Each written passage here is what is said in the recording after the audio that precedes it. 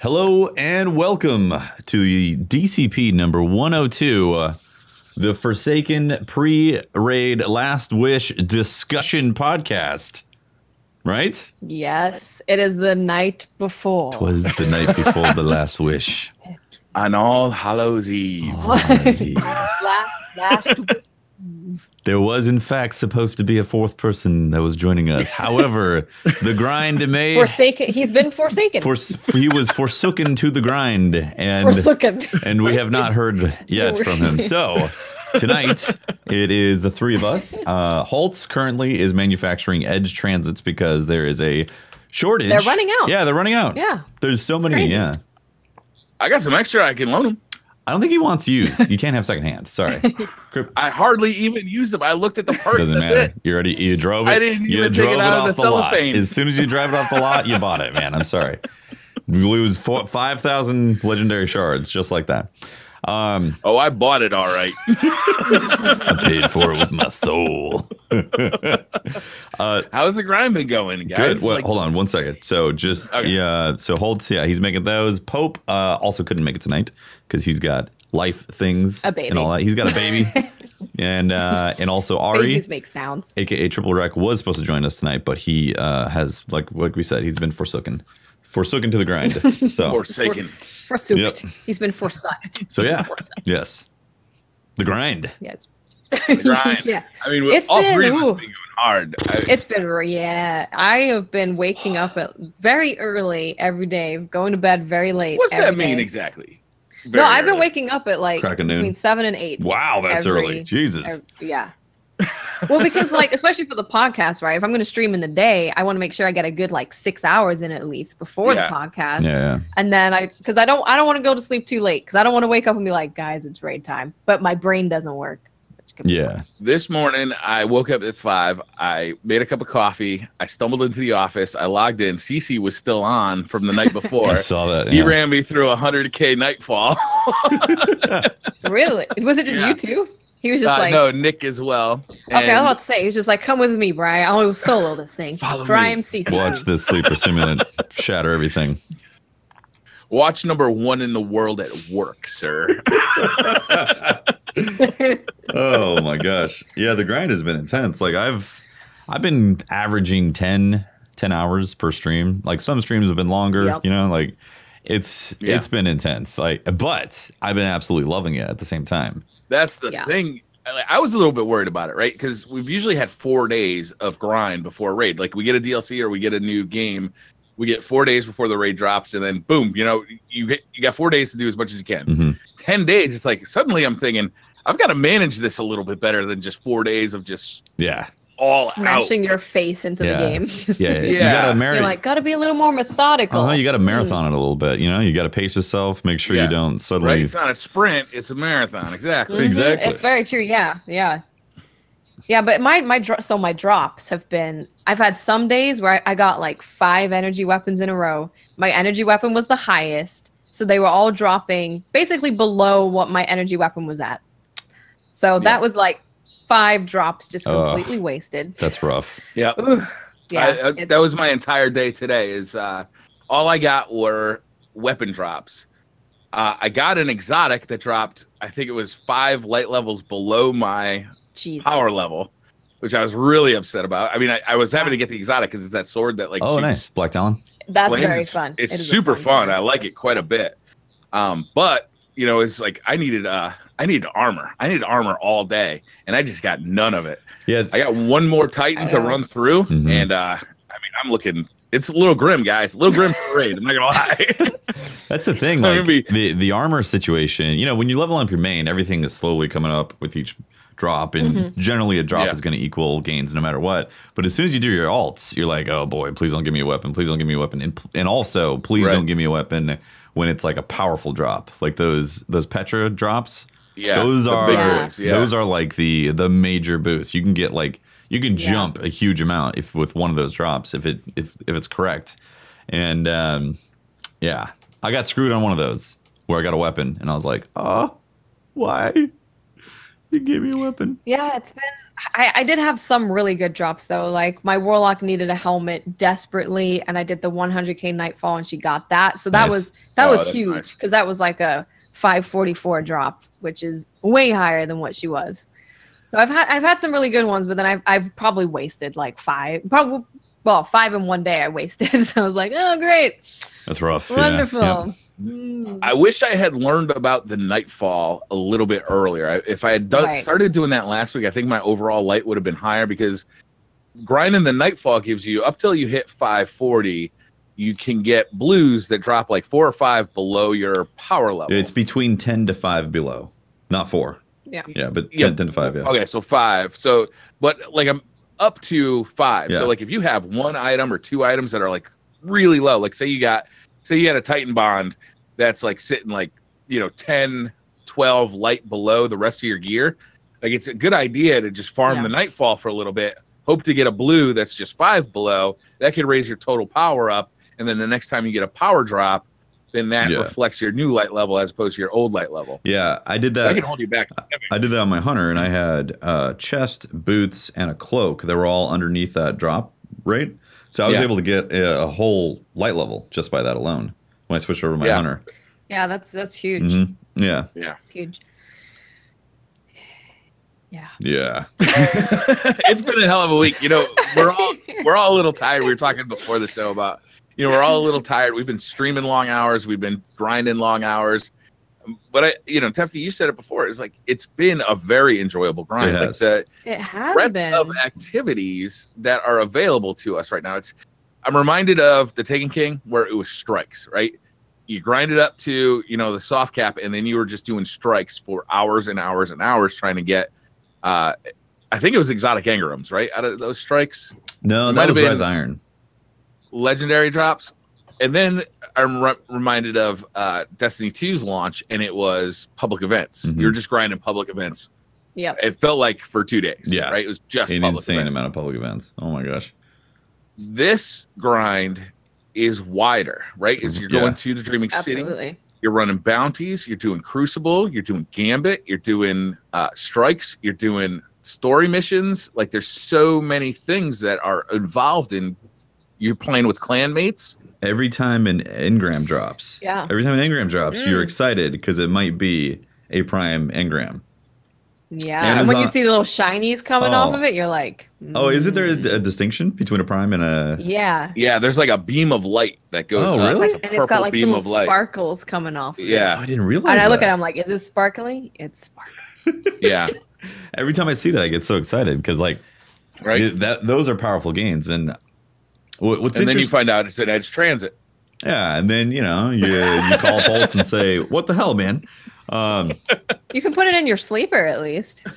Yeah, it's really interesting what they did with this. I personally feel like this is the best leveling grind that Destiny has had ever. It's good, in my opinion. I would agree. I agree. I completely agree with you. Well, one of the main reasons is because they've done multiple soft caps. So if you're under 500, your blue is all the way up to 500. Then if you're under 520, things like I believe the Nightfall dailies and weeklies will give you up to +5 drops when you're under 520. Then as soon as you get over that, your dailies and weeklies become anywhere from 0 to +2, depending on your light level.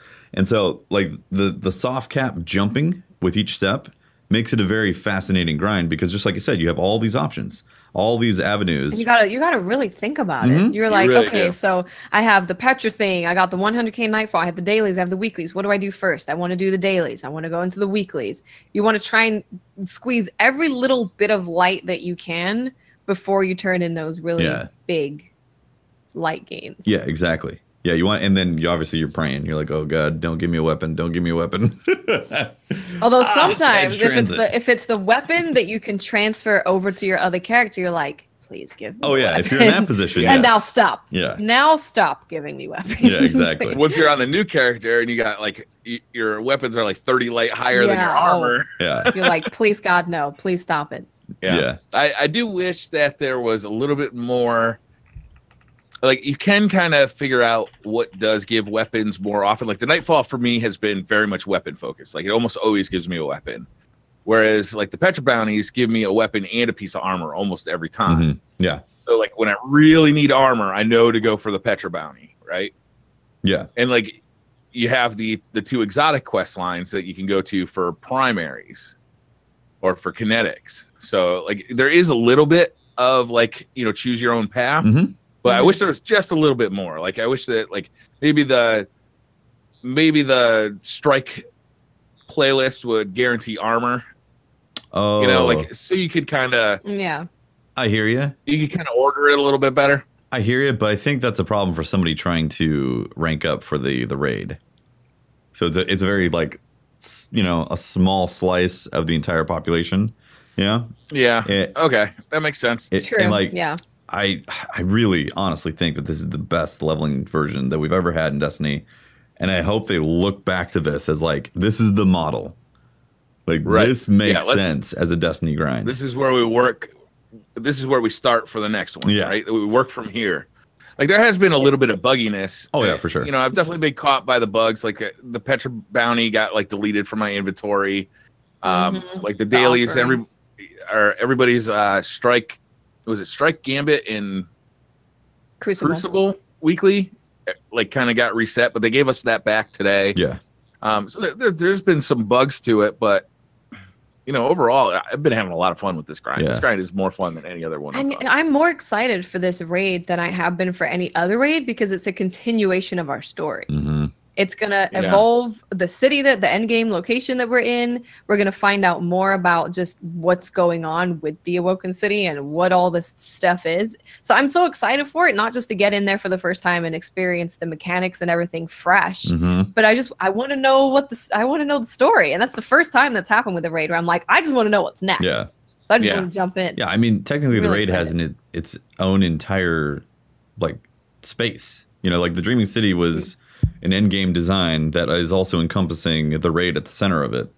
That's just awesome. I mean, there's so many secrets. Like they said that we were going to get 6-man patrol, right?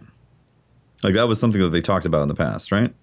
I don't know. I almost think this is like a Mandela effect thing because everybody thinks they said that, but nobody can find where they said it. Really? Really? So, because I'm sure that they were like, so the well, it's not in a public space. It's like its own instance away from the public space. So you're going to be able to go in there with 6 people. I'm so sure they said that. Yeah, I could have swore they said they were introducing 6-man patrols. Raid, so this might be wishful thinking, but I wonder if after the raid, when we have to do like the higher levels of the well, that after it's completed for the first time, it unlocks like the next tiers of the well.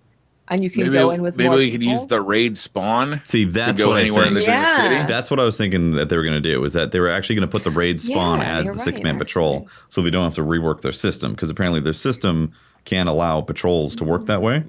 So maybe go. So, that's interesting, because they said that you're going to be able to see raid groups going through the door when you're in the Dreaming City, right? They mentioned that in Destiny 1. Yeah, like Vault of Glass. So if you're able to do that, then maybe they can do the well as a 6-man. Yeah, I'm hoping that that's what it is. There's also just like you said, it's exciting to see this raid because there's so many things that are going to unlock with this, and I'm hoping that that strike unlocks as well. You know, there's like a strike where if the corrupted, it's exciting to think that there's going to be, I hope anyways, a strike in the Dreaming City, because that place is amazing. Right? Yeah. Like, can I just say how much I love going to the Ascendant realm? Yes, it's incredible. It makes me giddy every time. I'm just like, especially when you're doing the Ascendant challenge, because there's no time limit to it. You can kind of just take your time and look around, and it just feels so cool going to a completely different realm. Yeah. It's awesome. And then so that's like a secret in of itself, right? Is finding the Ascendant realm. Yeah. And then when you're in the Ascendant realm, and that moves, at least it's moved once so far, right? It moved at the weekly reset to a new location with a new challenge. But then there's also a secondary challenge inside there. So there's the main challenge, which is, do the thing that you're there to do. Right, but then there's also this person you need to talk to in there. Freaking Tolan, man. Tolan's in there hanging out. And then you get the other bounties where you have to kill the knights, which luckily was part of the challenge this time. I need to complete but you have that in there as well. And we have another one where it's like defeat the plague of the well. And I was like, oh, this is going to be easy. I just have to go defeat a plague. But we haven't actually seen that yet. He's not in any of the tiers. Yeah, it's not unlocked yet. So no, so I'm so excited to see more of this because we have bounties for things that we have not figured out or have not unlocked yet, and that's so exciting. The raid is like the beginning of the game opening up. I mean, they said in the Game Informer article that like it's going to evolve, it's going to change weekly. Like the actions of the players are going to change the experience of the last city, or I mean the Dreaming City. So it's so exciting. Like from all the grinding, I haven't really had a time to just like chill and walk through the Dreaming City, and it is easily the best playable space that they've made. Hands down. It's so good. Gorgeous. They took like the Dreadnought with the secrets and all of that and made it humongous. It is such a large space. It's beautiful to look at. Yeah. And you go in there and you actually feel like you shouldn't be there. It's like, I'm in this place that I'm not quite ready to be in. So, and I really like that feeling. Yeah. If you do explore too, you start to find things that like clearly like this space has been built for something. Like there's like a cathedral. There's another like area that looks just like the blind well. There's there's the skulls that act as vendors.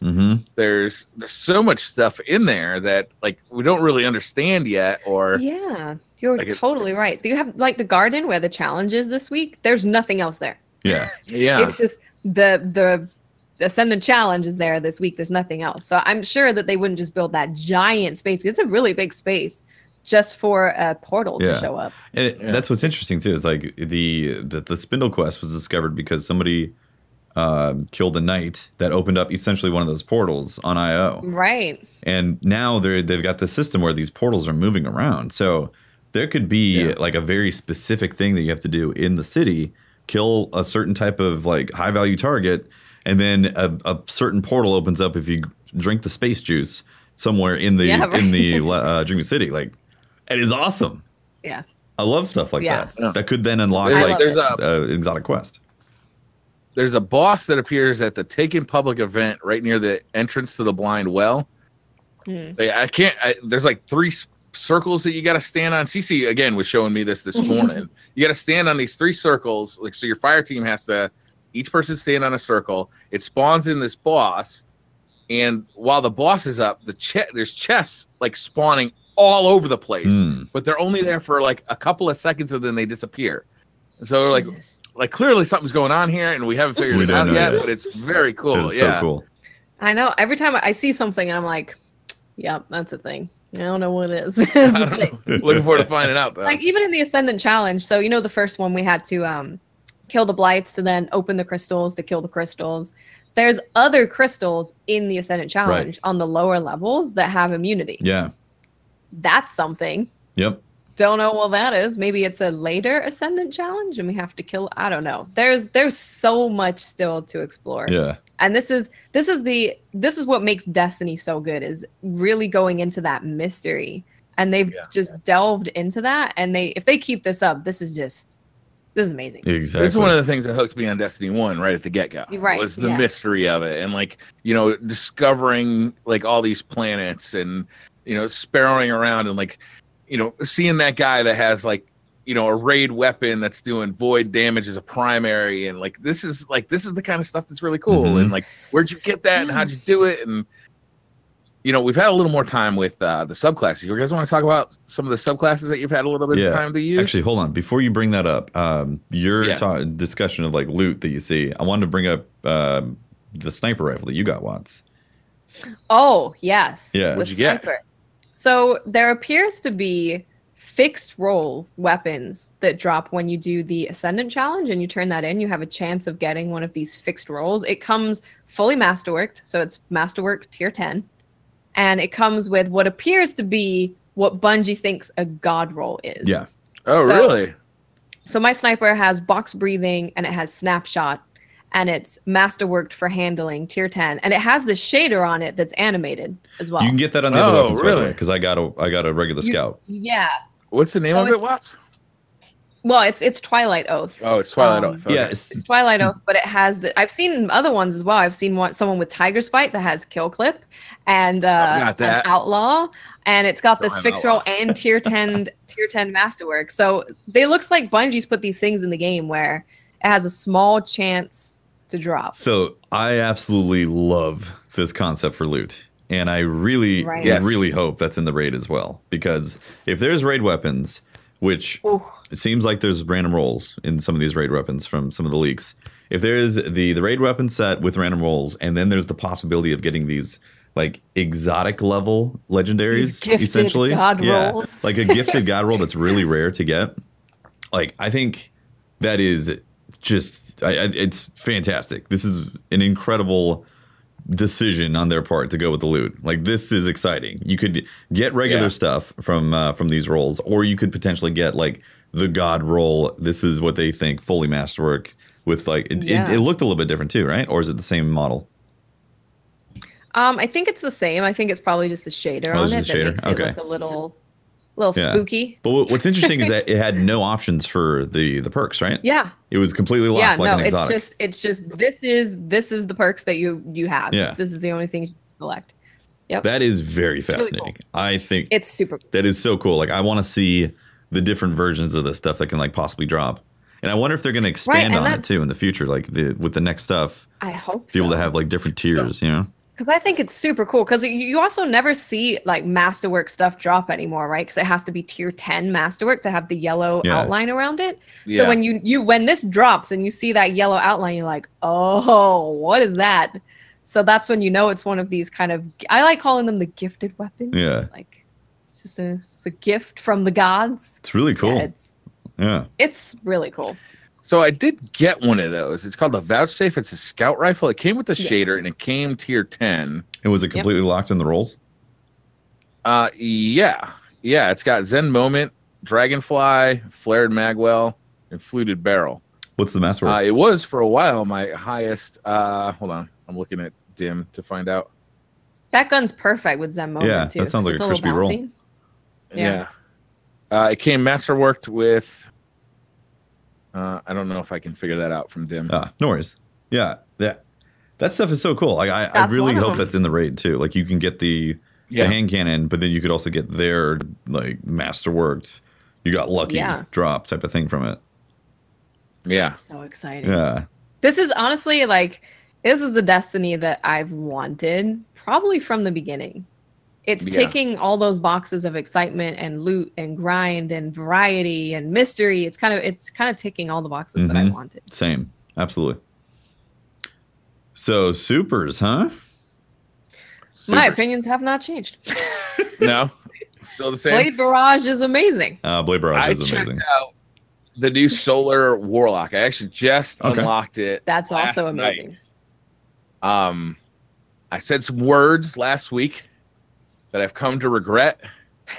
Being a support class is no fun. Nobody wants to be the support class.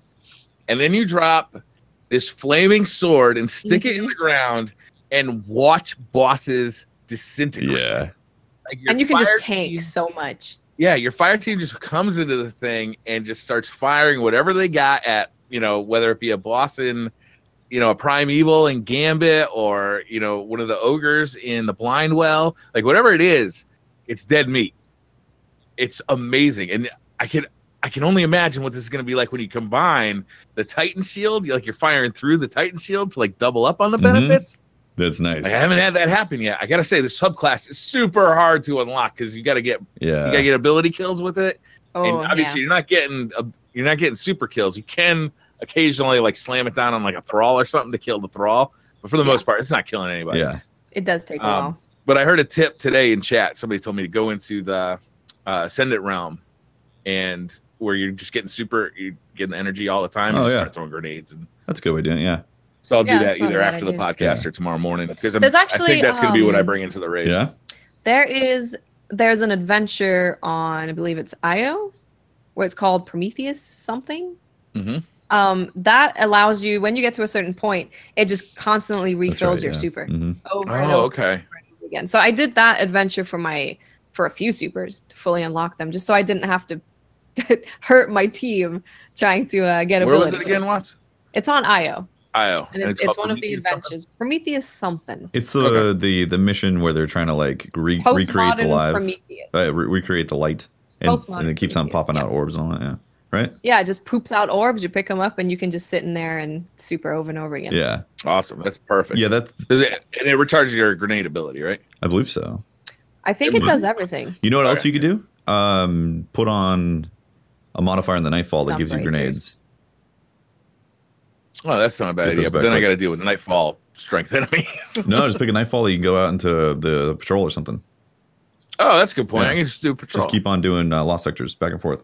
Easy. Yeah, I can farm. Yeah. I can farm lost sectors. Lost sectors, I'm back again. Or you go beginning of escalation protocol, get all those thralls on you, one nade. The fire nades, they just literally True. walk into it. You just can't They repeat do. it as easy. And also sun bracers help a lot too, so you can throw a bunch of nades. Some bracers require you to have Your melee. your melee, Yeah. and you just don't start the class with a charged melee. Yep. That's true. Exactly. Well, unlock that melee. I gotta say, yes, I agree. Well of Radiance is a lot of fun. I was surprised too by it, and it's also really cool to actually slam it down on enemies because it is. It does a little bit of an AOE as well, so it'll kill like several around you, and yeah, A little bit. It's not very powerful. no, it's not powerful at all. But when you do slam it down, it's like this is my land.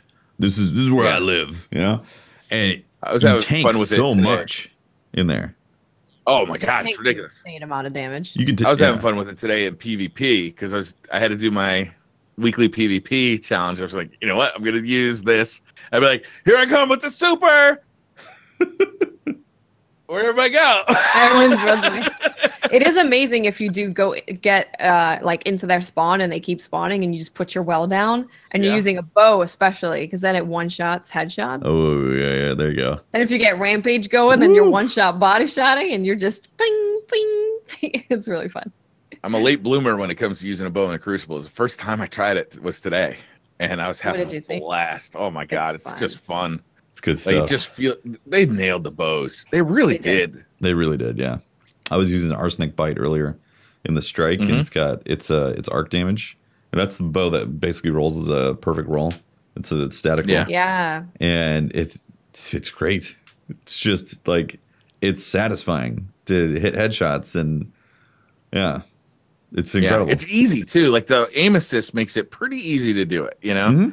In fact, I was watching somebody on console, and he looked away, he was coughing, and I was watching his screen while he was coughing, and the bow followed the guy like right across the screen. Like, oh yeah. Yeah, I think without it, bows would probably feel pretty poopy. Yeah, but they feel great on mouse and keyboard too, though. You know, Yeah, it like feels there's amazing. enough aim assist that it kind of helps you out. Yeah, bullet magnetism. Do we want to talk about strikes really quickly? Sure. Because there was a strike that was the Nightfall this time around. Was it the Warden? No, it's not the Warden. It's the other one. The other one, yeah, the Fanatic. Fanatic. Whew, that was tough. I didn't do it. Oh my gosh, that room. So first of all, depending on your level, he will one-shot you. Yikes. So I had someone with me. He was 315. They got one shot by his little laser thing. He two-shots you if you're on level, like a good level. His little stormy thing. If you're in the middle of that, good luck. You're dead. Can you jump up? Does it damage you while you're in the air? You have to be like outside of it completely? Yeah, you have to be out of it completely. And then he spawns probably 5 million enemies that just run at you with fire and pain. So many ads. There's so many ads. This is the strike that's like the last Baron. It's the Fanatic, yeah. The one that pulls you in. He tethers you. Yeah. That's him. Yeah, it's a really, really fun strike. It was very difficult. And when we did it, I was like, thank the Lord. I was hiding so much. I was trying to just like peek shoot him. I was like, yeah. I heard a shotgun comes out of there that's to die for. Ooh, really? Yeah. Didn't know about that. Yeah. They all have strike exclusive loot, which is amazing. Love it. Yeah. Yeah, that strike as a Nightfall is intense. You will be like, it's very oh my god, I can't believe that happened. They're like the number of ads that are rushing you, and it's like wave after wave. And then also, like, thank God I had a rocket launcher on me that was arc damage, or the one for Dream City. So every time he popped us up and tried to pull us in, I could pop that shield immediately. But if you get to there and you can't drop that shield quick, like, well, you're screwed. What I was doing is as we were tethered, I was like getting ready to charge my grenade because I was on my solo Warlock to give everyone an overshield. So as soon as the tether is done, I could throw the overshield and we can hopefully survive to get out and go hide. Man, it's intense. Yeah, it's fun though, and very satisfying if you've completed it. The strikes this time around. See, I'm really sad that you guys are not able to play the new Hive Strike, the PlayStation exclusive one. Is it good? I love that strike so much. I didn't even know that. Watts. It's sorry. No, I'm depressed. I think PlayStation. It's like the Brood Mother. But it's like this wizard lady who she splits herself into a shadow version of her and a normal version. Oh my god, Dark Souls you have to pick up worms, squiggly worms, to put them in walls and to open up the next area. It's really cool. It is a very, very cool strike. That sounds amazing. I think PlayStation has a full video of that on their... They probably do. Like their YouTube channel, because it's a PlayStation exclusive. And I think they play it without anybody speaking, so you can just listen to like all the dialogue if you're into it for the lore. It's cool. Whatever. Apparently, that's the hive that the Mindbender mated with. Baby mama, Mindbender, baby mama. Really? Yeah, apparently. Wow. And I understand because she is hot. Like her. Crispy. As soon as I saw her, I was like, I want to look like her. Give me her everything. She's beautiful. The strikes in general, I think they've done a fantastic job. Like, oh, they're so good. Which makes me super excited. The Prison of Elders is oh my god, that's straight up nostalgia. That's the best strike to date, in my opinion. But the way Do you the know pacing. Something funny that was maybe not so funny at the time? I accidentally had a Nightfall card enabled when I did the very first Warden strike for the first time, and I put us at 505 in the Nightfall. Yikes. And I was like, man, this is really hard. They were like, wait, 505?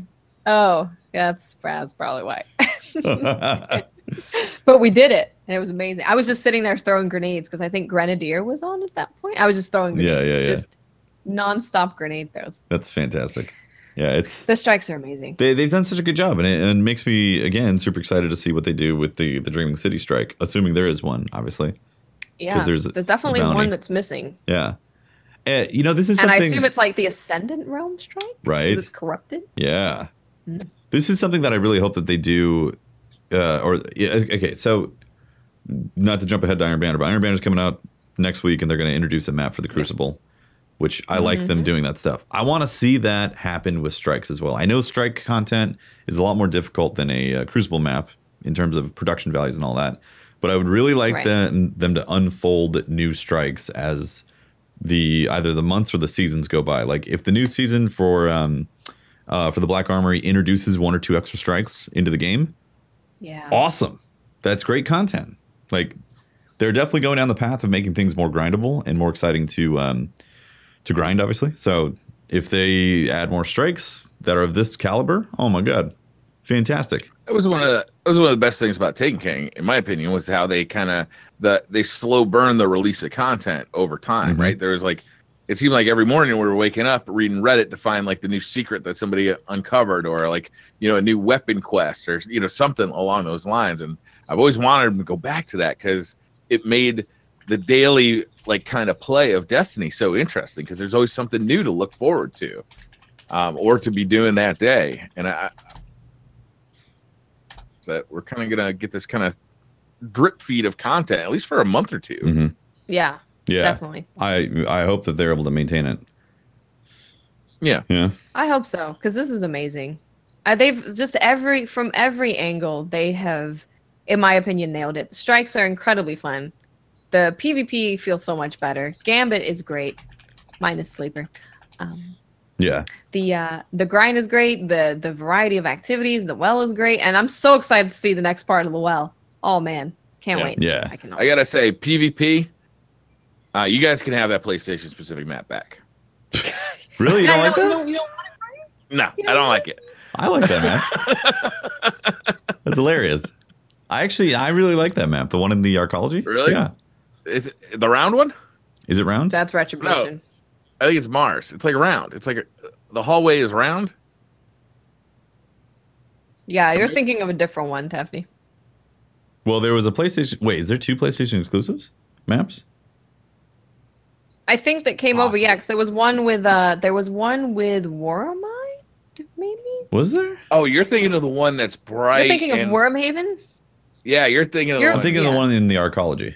You're thinking of Oh yeah, Retribution. that one's nice. That one's fun. Okay, I don't think I've played the I'm other thinking one. of the one. I think it's on Mars, and it's set up basically in a circular pattern. There's like a core in the middle with a small circle, and then there's a bunch of quarters that go out to a bigger circle, and then outside of that bigger circle, there's like these landing platforms. Like, oh, that one. I haven't played it on Yeah. PC yet. Yeah, I know what you're talking about. That launched with that actually launched with the base game.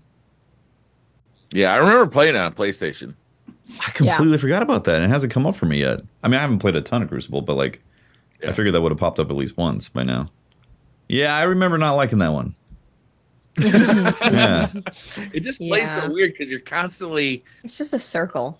Yeah, you've constantly just got these weird angles, and then people coming at you from like these other You know weird what? angles. That It's a map weird worked map. when you had primary meta. Now it's shotgun. Maybe. Now it's shotgun heavy. Yeah. What are you guys thinking about the meta? Like, you enjoying it? I'm finding it okay. If someone's running around the shotgun, I'm like, I'll just fusion rifle you if I need to. I can just jump in the air, and usually they can't close that gap fast enough. When they start shooting me, they're like, oh, okay. They only have 2 bullets, so as long as you get them to waste those 2 bullets, it's fine. Yeah, I think so far I'm fine with it. So far, I think there's anything I'm mad about. I enjoy it. When I go into Crucible, for the most part, I'm having a fun time. And if somebody's rushing me with a shotgun, I typically can either A, use a shotgun back, or B, back up and primary them. And the primary fights are still fun. And like, I just, the options are exciting. It feels like Destiny's back. Is there going to be problems? Of course. There is always going to be something that's like, Jesus, there's going to be the sleeper simulant of the Crucible in probably a month from now that people are like really upset about. It's going to be that damn world's first raid gun, man. The will of 1,000 voices, whatever the hell. You know, like people, there's going to be something. But the game is fun and interesting when people are complaining about a specific thing versus saying, well, the modes are just not fun, just straight up. Oh, yeah. Right? Yeah, that's a big difference. That's a big difference. Yeah. Yeah. Yeah. Like, I've been thinking about it this whole week, grinding. Like, everything has been a different experience because I can go in, hit something with Ace of Spades, whip out my sniper from the Crucible, which I've been loving, the Fate Cries Foul, and then, you know, rockets or linear fusion or like the options are Destiny. They're fun. It's fun Destiny gameplay. And yeah. Absolutely. It's amazing to think we had a year of 2 primaries and barely using any heavy because of the sandbox. Just imagine playing Gambit with 2 Oh primaries. my There's God. some dudes where it's like, I need to snipe this guy, or I need to shock this guy. Is that a triple? We might have a triple. Let me tell them to jump into Discord. Okay. There we go. Yeah, it's exciting. It's very exciting right now. It's very exciting. Yeah, I have noticed. It's hard to tell if it's lag. You know, there can be like lag instances where it seems like a guy mapped you with a shotgun. Mm-hmm, yeah. Mm-hmm. But it seems like every once in a while, there's a shotgun out there that just really, really hit you from a long way away. Oh, yeah. And I think that's just straight up lag, personally. I think it might be. Yeah. Did you see the video of them showing spectral blades not working, essentially? Do you see that? Yes, and they showed 3 points of view. Mm-hmm. So they showed the guy actually hitting, going back and forth. And then they showed the guy watching. And then they showed from the perspective of the guy getting hit. And it like just straight up showed the fact that sometimes the game doesn't compute where people are. And like latency is a huge factor. Yeah, absolutely. Yeah. I'm waiting for Triple to jump in Discord. Okay. Okay. Then moving on. Maybe he's... Oh, okay, hold on. Oops. Why is this not... That's weird. Does anybody know if Holtz will be back on the podcast? Yeah, so he talked about waiting for about a month after Forsaken's out. He will be back eventually. He will be back on the podcast eventually. He just doesn't want to be sitting here while we're talking about all the secrets, and he's like, can't say anything. For some reason, I can't unmute my mic in Discord. Fascinating. Oh, well, now he's not in the call. Now tripleWRECK's not here. TRIPLEWRECK's gone, guys. He's gone, yeah. We've ascended to quadruple wreck. We have.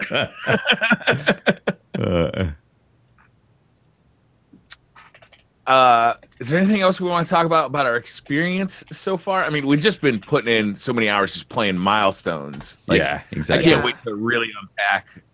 Like, I put a full day into the Crucible, or put a full day into Gambit grinding, but right now it's just like, okay, I've done 5 Crucible matches. It's time to move on to Gambit. Yeah. I'm looking forward to just being like, okay, I'm gonna go play comp and get Luna's help. I'm gonna work on that. I'm gonna go level up my Gambit and go work on those bounty things, whatever the hell those are. Yep. It's gonna be nice to also just be able to. Okay, I don't have to grind every little bit of power, but I bet you they're gonna drop something like that second tier of the well, and you're gonna have to be. They're gonna be enemies that are like 565. Right. Oh, you thought the light cap was 600? Just kidding. Yeah, exactly. By the way, guys. Yeah. I think Triple's here. Hello. There you are. Can you mute yourself in Skype? All right. Perfect. Hey, Triple, how you doing, man? Hello. How's it going, Triple? Can you see me? Is everything good? No. I haven't used Skype in so long. We can't see you. No, we can't see you, but it's okay. Skype. Oh, wait, there we go. We can see you now. Now we can see you. All right. Yeah. Okay, cool. So I think tonight is very indicative of my experience with Forsaken so far. I've been physically unable to stop playing. And it may or may not have affected my sleep schedule slightly. What's the longest stream you've done? Was it 36 hours? Somebody was telling me? No, nothing crazy like that. It was like 30 and a half hours. And the other ones crazy. Right. And then, 27 to 30 has been the sweet spot. The sweet spot. The sweet spot. The average. It has been... But yeah, no, it's. See, this is the thing. You don't feel bad. I don't even have anything to say. I just like that's it. That's it. I love Forsaken. It's exceeded my expectations. I can't stop playing, and I'm just happy. And now you're ready to go and keep playing again.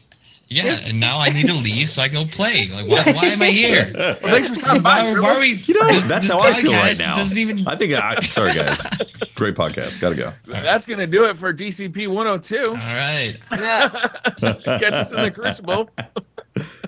Triple. What's your light level? Where have you gotten to with my light level? Okay, so I wasn't able to get my third character. I didn't maximize all the activities, and there's a few things I still haven't done yet, but I think I'm about 543 on my Warlock and my Hunter. Not bad. And then I have a handful of activities that I can still do. Yeah. So yeah, I'm feeling pretty good. And you can't wait to jump back in. That's what's amazing, right? Mm-hmm. I can't. I know. This is what we live for, right? Absolutely. Yeah. As gamers, to have an experience like this where we are just thoroughly enjoying it, and it's, what a time to be alive. What a turnaround, right? It's it's everything we hope for. Of course, nothing's perfect. There's the little things here and there that maybe like to see tweaked or changed, but just overall big picture, I'm over the moon. Yeah. I go to bed thinking about it. I wake up and I can't wait to start playing it again. I'm not gonna lie. I did my offering. I turned it in, got the offering, and then it just wasn't in my inventory. My consumables weren't full. It was the issue where you fast travel, whatever. Yeah. I couldn't sleep because I was so sad about losing my offering. I was thinking about it all night. I had somebody join my fire team, and apparently that bugged it. I was doing my offering. Somebody just randomly joined my fire team while it was happening, and it just disappeared. You have to be so careful with that thing. You're like, okay, we got it. Let's carefully transport it to the place where we get the offering. Not his fault either. It's just random. Right. Absolutely. Yeah, it's Yeah, so RNG is interesting in this game, and honestly, I love it. Yeah, the bugs have been they've been quirksome. It'd be nice if it launched without some of these bugs that have kind of stood in our way. I know that if you are trying to do a world's first and you're getting kind of just repeatedly hounded by these things, it can be angering. It would have been nice if it launched without these, honestly. Would have been nice, but like, man, what a night and day difference from D2 launch. Oh, I am super happy. Yeah, with the overall product, I'm super happy. Can you imagine if you started playing D2 in vanilla and you're like, what the hell has happened? It's a completely different game. Yeah. It's a completely different game from a month ago. Like, yeah. I was thinking about that, how some people started in Destiny 2 and were like, well, you know, sure, the double primary thing, I don't really know what people are talking about. And then like this, like, which is Taken King next level, you know, like the evolution of Taken King. It's really fascinating, the evolution. I wonder how people are experiencing that, the people who came in during Destiny 2 for that first year. I've heard some complaints, like, and I think they're valid. Like, a lot of people are a little pissed off about the infusion costs, the cost to infuse weapons. It's like, well, yeah, if you're a streamer, you've been no life in this game for a year, you've got like, tons of Masterworked cores, you got tons of legendary shards. If you play a little bit, it is a serious grind to get this stuff. Masterworked cores in particular, legendary shards are right up there though. And it can be, it's daunting looking at this. Like, oh, I need 25 Alkane. I need, how many Masterworked cores? I need, is it 20 legendary shards? Is it? I don't even know because I've got like 5,000. Yeah. It's a lot of stuff. And like, if you've got a ton of it, it's not a big deal. If you don't, it's like, oh, well, we got to dismantle 5 weapons to infuse this one weapon. So even if I didn't have a ton of stuff, this is kind of the kind of thing that I would enjoy because for me, it makes me think about what I'm infusing. Like, I've only infused maybe 2 things the entire time. The rest of it, I'm like, let me just see what light I get to. Let me see what kind of weapons I get. Let me see what I like. And I've just kind of left everything alone for now. When I start working on my God roll armor and all that stuff, then I will start doing that. But for now, I like having to think about what I'm doing and having that be meaningful, especially when I do get that full armor that I love and it's got all the perks that I love on it. I feel like it's going to mean more to me that I've put all that time into it. Yeah. I think their idea behind the current costs of things is exactly that. It's you collect gear, which raises your light, and you have like the smart loot system. So you just kind of hold on to something that's maybe not what you want to use in the end, but you're just using that just to like sit in your inventory. And then when you find something that's like, okay, I really like this roll on these gauntlets or something, then if I infuse that, and you are, making that decision instead of just like infusing everything constantly. So even though I've had quite a few materials, that's kind of been my approach. But at the same time, it's like, you got to try to straddle that line. Maybe they could lower the cost of infusion from like 25 planetary materials to like 15 or something. That would be a nice gesture.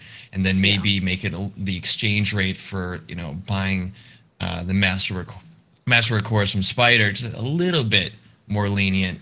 At the end of the day, I do think it's like, I do like the grindy aspects. I'd rather the game be a little too grindy than a little too easy, personally.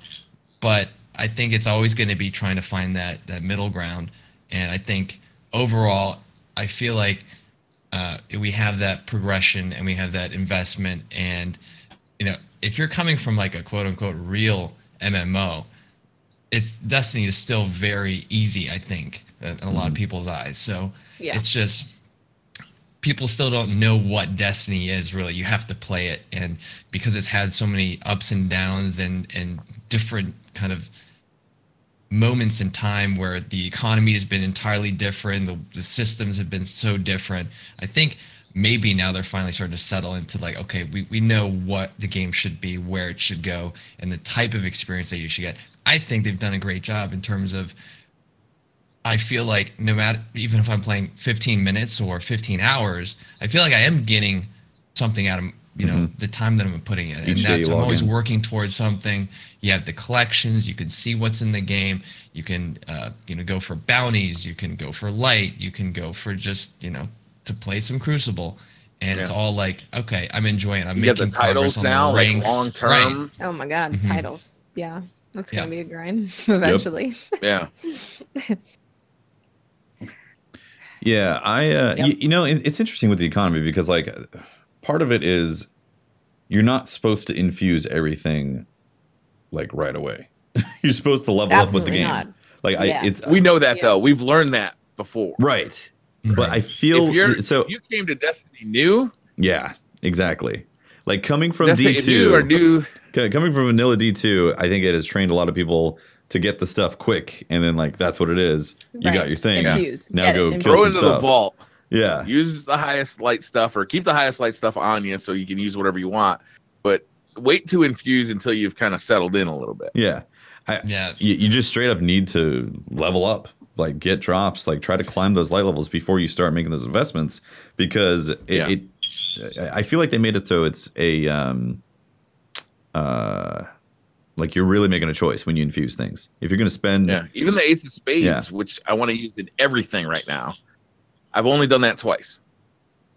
You know, like same. It's good enough at 10 light lower than what the activity is or what my max power is. It's good enough at 15, and then once it starts really feeling like it's drawing me back, then okay, I got this random pulse rifle that I don't really like. It's got weird sights and bad perks. It's now my highest light. Well, you know what? I can make the Ace of Spades my highest light. I'm more worried about mod components. How the hell do I get more mod components? I'm sitting on mine and I'm just like, I don't want to use any of them. Right? Yeah. So there are ways. Some intended, some maybe not intended. They patched one of them today. Was it the story thing? The scout? Was it the scout rifle? I think it was a Gambit weapon. Okay. Oh, okay. Right. That was Masterworked cores, wasn't it? Oh, was it Masterworked cores? I think it was a Masterworked cores. Okay, so they're coming for me, guys. Your ride's here. I've exceeded the allotted time to be playing a video game. I'm just trying to get some fresh air and okay. So what was I gonna say? Yes, there is a way to get endless mod components, which has been discovered. And what it is if you played Warmind and you have the Polaris Lance, the legendary version, the Braytech scout rifle, for some reason, every time you buy it and dismantle it, it gives you a mod component. Really? And so, and someone showed me that yesterday. I was like, wow. I mean, I did not know this. So now, and it's like what? It's like 7 weapon parts and 7 shards. So it's an exchange, but it is consistent. Now, if you want to go about it differently, you can still farm for like the like year 1 armors and things, just doing old activities, and those can give you a chance for mod components. And they did put out in the patch the other day that they were increasing the drop rate of mods in general, and I have noticed that. Like basically, I didn't have maybe like 1 or 2 weapons ever before. I had the patch. bought 2 from the gunsmith like day 1, and those were the same 2 that were in my inventory for like 4 days. Yeah, no, but like out of all the legendary gear that I got, it was like maybe 1 or 2 weapons had a mod on it. It was incredibly rare. Now it seems to be like they're more common, which is great. Same for armor. And then it's like any of the barons, whether it's a strike or it's a daily heroic mission, they like guarantee drop a legendary, and it's a very small pool. It's like a helmet, a chest armor, and then like 3 weapons. They're all set rolls. But if you get one of the 2 armor pieces, that guarantee has a mod on it. Oh, it's a guaranteed mod? It's a guaranteed mod. And the helmet will be the super regen mod, and the chest armor will be one of the 3 stats. So, and it's dependent on the class you're playing. If you're a hunter, the chest armor is a recovery. If you are a warlock, it's a resilience. And if you're a titan, it's mobility. Yeah. So there's a way, like, so you can grind, for example, the strike on the Tangled Shore, you can just do that, and at the end you kill the boss every time. Or if it's the daily heroic mission, this is what some people discovered. It was like the second day, and you could just keep playing that mission over, and every time you killed him, he would drop one of these. So it's like a 2-minute farm. Yeah, but it was I don't know. Fast. I would assume that Bungie's aware of that, And maybe that's one of their ways. DMG tweeted, he was like, well, I know what I'm farming all night, so I don't think he had a problem with that farm. Right. I think that's good. I think it's good to have like some farms which are intended, because that is kind of an enjoyable experience, whether we go back to farming Omnigul. And yeah, maybe that wasn't intended, but it certainly brought some excitement and life to the game, or whether it's Slayer Ridge farming for the Imago Loop and the Nightfall. I think those things can add something to the game. I think they're important. But honestly, I think those farms are important to the game. Like, that's one of the things that made Borderlands such a rich end game for Borderlands 2, is that you could farm those legendaries and get potential drops from specific areas. And I've always wanted Destiny to have angles like that. So like when you go, I feel like they've always tried to like steer us to you. We want you to play the full strike though. We don't want you just like glitching the boss over and over again, right? Like that's how every time we find a way to just glitch Omnigul, like they try and like, well, we fixed that, but we found a new way, so we're gonna save some time here. They've never made it so like, hey, this makes sense to farm something. They always want us to like do other things completely and hope for just complete random drops from other places. Yeah. Where having a little bit of focus for a farm is very exciting for players. Yeah. And to that point, I would say I actually wouldn't mind them bringing back the old Heroic Strike system where you had the keys and the chests, because that was a way to basically farm. Like I can do strikes. Eventually, I'll get a key, and then I can take that key to the strike where there's exclusive loot that I want, and I can put the key in at the end, and I have a really good chance of getting that item because there's only a few things in that pool. Right. And with random rolls, like you're still going to do it multiple times, hoping to get like the fake bringer or the perfect roll on the grasp of Malik, or that's still like there's still a reason to keep going. Absolutely. Yeah. Guys, now that we all have Ace of Spades, do you think there's ever going to be a hand cannon that's better than Ace of Spades? What do you do? Last word is the only gun I think at this point that would take me away from the Ace of Spades. It has to be like a year one last word, though. Oh yeah, it's got to be good. It's got to be good, and I want to be hitting 111s on the hip fire, baby. Come on, I'm very impressed. You know, there's a few weapons. I was talking about this with some people yesterday. It's like they've been able to bring some D1 exotics into D2 and not just copy paste them. Like they've really reinvented them and made them fresh and exciting. And I would say, like Telesto is one of those. Ace of Spades, 100%. And that's a very exciting isn't it thing. Trouble like at launch when we jump in and all of a sudden it's a Mida multi-tool meta and everybody's like, are you kidding me? We just left this behind. Right. So it's and that's like I think Mida is one of those weapons. Just like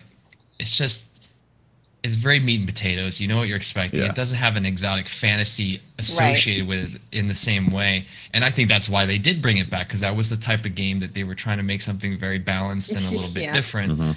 Didn't work out, but now they're like, let's lean into that badass power fantasy.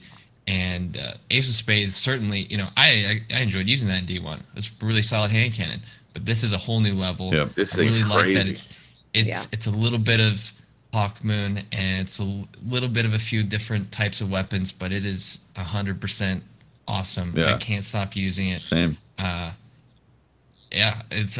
hope it spells good news for the future. It's so rewarding, right? It's just like having that Firefly and Outlaw proc explosion. So you get the explosion, plus you get that super fast reload with the little spinning animation. You get the six powerful bullets. Animation. It really does.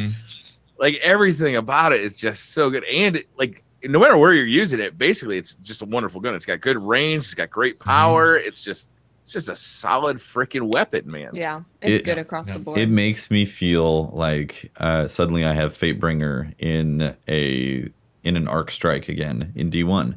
But it's better than Fatebringer. I know, that's the thing. Like, but it conjures that feeling that I had of playing D1, killing ads, and just being like, "Damn, look at those explosions! This gun is amazing! And look at that fast reload!" Like, it's got all that and then some. Just like you said, like some Hawk Moon, some Fatebringer. It's an incredible gun. Yeah, it's like all of those classic D1 hand cannons rolled into one hand cannon. Yeah, it's got weight. It's got like it's sticky too. It doesn't feel like it. Feels like the hitbox is perfect for it, for a Destiny hand cannon. Yeah. Yeah. It's just got that special sauce to it. It works. It feels good, and that's exactly what I was like. You know what? This feels like a D1 hand cannon. Yes, and I mean that like in the best way possible. Right? This is back, and I love it. I like that you got to work a little bit to get it too. Sure. You gotta put in some effort. Like it's a little bit hard to get 5 invader kills if you're not TRIPLEWRECK. It's a little, it's hard for me too. You got to get 25 headshot kills in the Crucible, and then you do like a little quest where you find the caches, and you do a mission that's got some feelings to it. You got to put a little effort in. It's not Thorn year 1 effort, but it's effort. For some people, the invader kills is Thorn year 1 level of effort. I mean, especially with Sleeper, it's a pain in the ass. Especially if they have the catalyst for Sleeper. Have you tried to outstrafe a dude with the catalyst for Sleeper? And he's just like, Sleeper has the most giant hitbox on it. They could aim it at your very tiny toe and they will murder you. It's all I know is that is the most skilled gun in the game right now.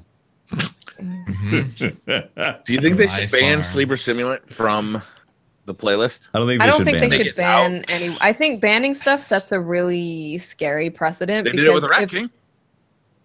Did they? But that was because it was bugged, though. I feel like this is going to be, Wormhusk. Oh, people are only using Wormhusk in the Crucible. We want it banned. I feel like it's just going to then start this conversation. I don't think they would ever do that because they want everyone to use everything in every activity, right? Yeah. And I totally understand that. The issue is then you have an activity where one particular weapon is really, really hot. So how do you rein that in without just nerfing the weapon and then affecting everything else? Yeah. The problem is just like in just the way that the invasions work, the way that you're getting heavy very often. You have so many perks that can give you more heavy. Often I'll find myself with just like, all right, I have 14 sleeper shots. I'm gonna just constantly be invading and killing. Yeah. And I don't know. I don't know what the solution is. Like some people are like, they could like. Yeah, balancing around this combination. So balancing around the PvP of Gambit is absolutely what they need to not do for anything, because that's essentially what got us into year 1 of D2. Like a lot of choices were made to balance around the PvP experience, and like it does not work for Destiny. You need to have the power fantasy. But just like I said, it's really hot in there. They need to do something. For me personally, I think it's the ammo. You just get too much ammo. If they can do it per playlist type of stuff. So just in that playlist, you only get like 1 or 2 shots when you pick up a brick, regardless of your armor perks. Yeah. I think that would help it at least. Maybe if it's possible, again, I don't know what kind of granularity they have, but cut back the ammo a little bit, but maybe boost its PvE damage to compensate. So you're not just like, oh, well, now I don't have the capacity to do a lot of boss damage or something. That's a good point, yeah. And just something like that, I think that could really work, because anything else like, oh, you can't use your heavy while you go through the invade. Well, that just makes the home team have an advantage, because they're going to be sitting there with a sleeper waiting for you. Yeah, right. I've heard a lot of different hot takes, and I think that is probably the best solution. It's a hard problem. It is. Sure. Yeah. I think it's with Sleeper, it's really good at boss damage. It one-shot body shots. You get 4 bricks, so you can go over and kill an entire team by just picking up power ammo. So it kind of hits everything. I think if you take away, even if someone came through with 2 and they could kill 2 of your teammates with a body shot, it's like, okay, at least it's not the entire team. Yeah. I think ammo is probably the best way to go with it. Yeah. That's a tough one, honestly. It is. If the thing didn't body shot kill, is there a way they could make it just not body shot Guardians? Like, so you have to headshot like linear fusion rifles don't body shot kill. You still have to get a headshot. But you got to keep the damage in PvE. Right. Well, what you could do is just make like the actual precision damage be high, but lower the body shot damage. That way, you're still getting a lot of damage on PvE targets if you're hitting crits, but it's just not going to body shot, right? Problem is the feel of that gun is that hitbox, and that hitbox is enormous. The hitbox is massive. You don't even have to. You don't even have to try. It's like anywhere near a the guy. Wow, okay. You're like, oh, I hit him. Okay, cool. That's true. That's true. Trouble, before you came on, we talked about subclasses. What's your favorite new super? What's your favorite new subclass? Oh man, so when they announced Forsaken, and they came out with like a 10-minute Vidoc, just detailing all these things, and there were so many announcements there. And then when we learned that there's gonna be 9 new supers, I was really excited. I was like, this is unexpected. This is really interesting. And when we learned more about it, it's like, okay, they're really trying to do things that are a little bit more interesting, a little bit more synergistic, and bringing some old one backs, but then doing some entirely new supers. I haven't played all of them, but I will say that the new Solar Hunter is amazing. I love it. I love the flaming knives. It is just, I did not think I was gonna like it. It was the least interesting of the 3 to me. I was like, oh well, spectral blades. They're bringing back Blade Dancer. Turns out it's just a giant flaming turd. And then you have the spinning arc staff. That was like, oh, I can be Genji. This is great. You do the move and your super depletes in 2 seconds. So those might need some tuning. But yes, whoever is responsible for the Way of 1,000 Cuts, I love it. It is, especially like with some of the striker and the daily heroic modifiers, like Brawler, you can just get infinite throwing knives. You throw in the Ophidia throwing Spades, knives. you get 2. It. I just They're throwing so knives fun. left and right. It's great. You get a throwing knife. You hit the button and they instantly shoot out too. It's like there's no delay to it. There's no like wind very up. fast. It's very quick. They travel very quick. It just feels fun. Yeah, the animation's cool. Where you're doing like a card trick. The fan of knives. It's I love it. The other 2 that I really am having a great time with is the new Void Warlock. That's very fun. And again, I saw it and I was like, meh. Okay, he just runs around, farting clouds of death. I guess that's kind of cool. But no, here's the thing. It has, because it's Void. You have Blink. Yep. Blink got a little bit of a buff recently, so you don't have that long cooldown on the radar. And Blink is actually, it's not as good as year 1 Blink, which I still would love to see them buff it back to that. But because it's such a unique type of movement and a lot of people don't use it, you can really throw off players in Crucible, and you can juke them, and you can do all kinds of fun things with it. Then couple that with it has a grenade, or the grenade. Now you have your regular grenade that you get to pick, but when you charge it, just like the top tree, instead of just like doing a better grenade, it has a unique ability that it has this like a ranged grenade attack, and it goes out kind of like in a horizontal line. And what people don't know, I was watching your stream, Triple, when you were. Oh, were you? Yeah, like I think somebody else had it, right? And they were using it, and you're like, "Oh my god!" You just start giggling. I couldn't. So I look at the screen. I'm like, "What is this?" this charge grenade one shots enemies, and it can hit multiple because it's like it's like an AOE. Right.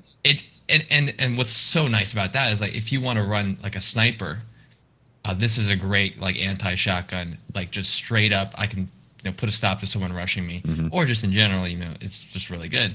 And then the melee does like, I think the highest damage of any of the melees. It's an insane amount of damage. Secondary explosion. Right. You hit them, and then it attaches like a little bomb to them, and then it goes off, and it's also very lethal. It straight up like shoves them back.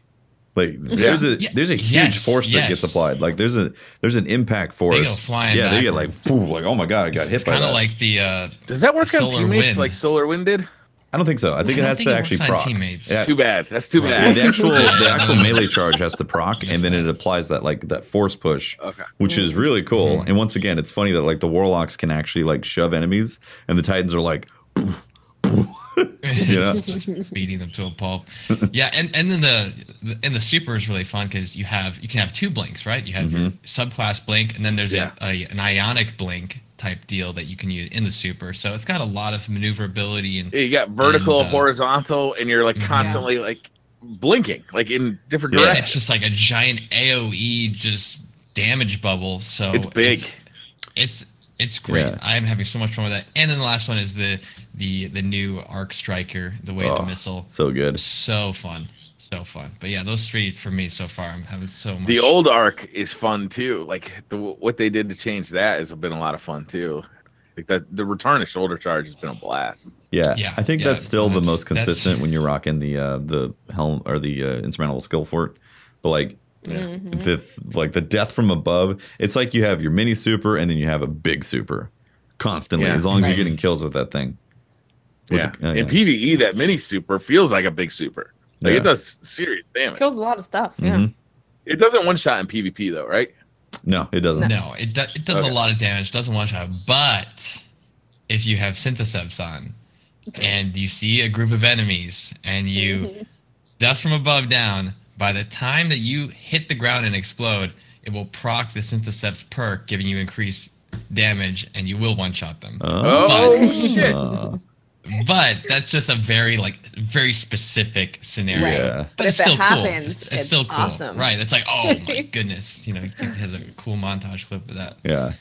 That's cool. Yeah, I still feel like the shoulder charge tree is the best for the striker. No. I love the way the missile or like the code of the it's missile, whatever. Fun to missile. Yeah, it's fun firing that, man. But like in practicality, when you're using the skull for it, like you get health back on super kills with that, and you also get health back on your obviously your shoulder charge and all that, and you get double grenades It's it's a tough one. I will say the code of the commander after you fully unlock it and have all the void. It's for the Captain America, the new one. Oh, is that the big wall?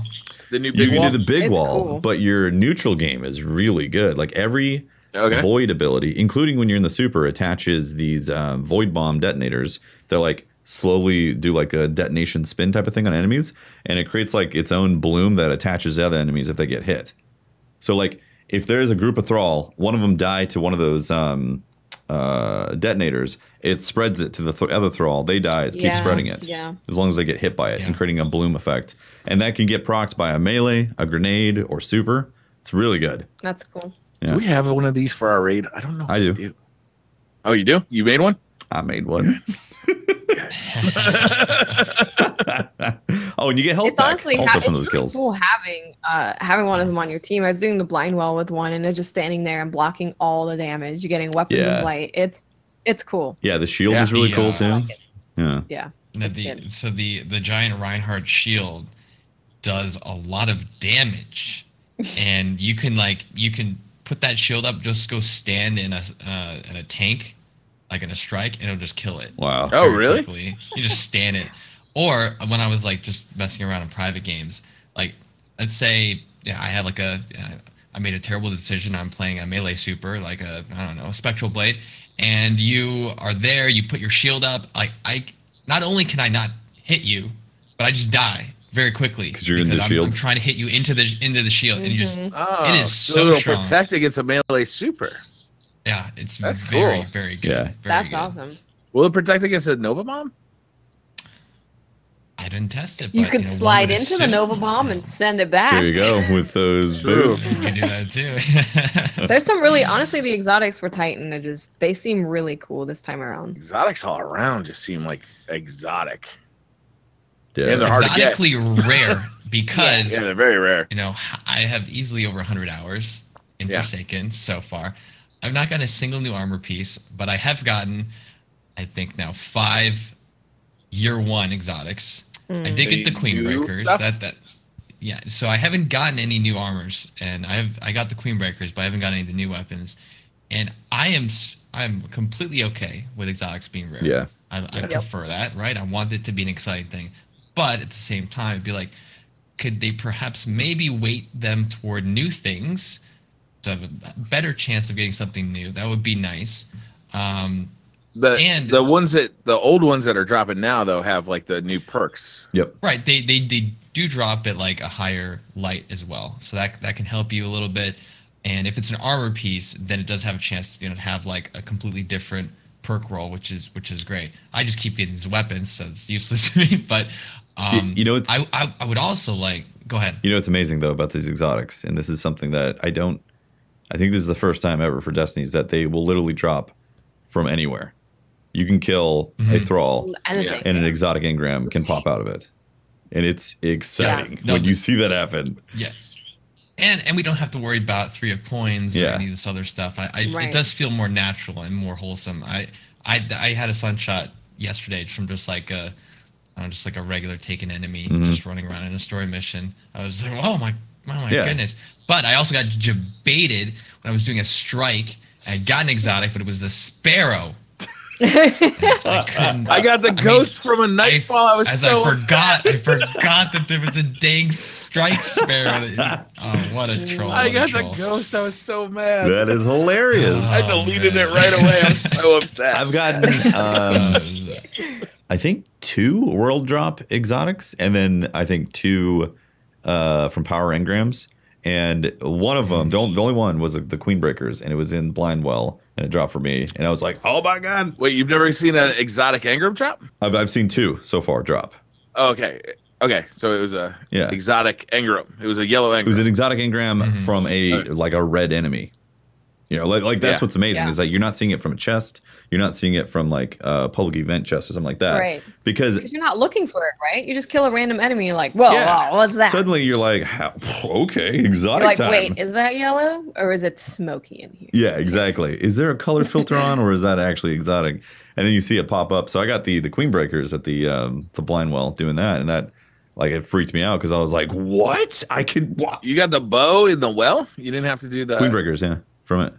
You didn't have to do the spider bounties. Well, apparently only the Lord of Wolves drops on that. Oh, okay. Yeah, I thought both of them dropped as well, but no, I got the Queen Breakers. I need to do those. Yeah.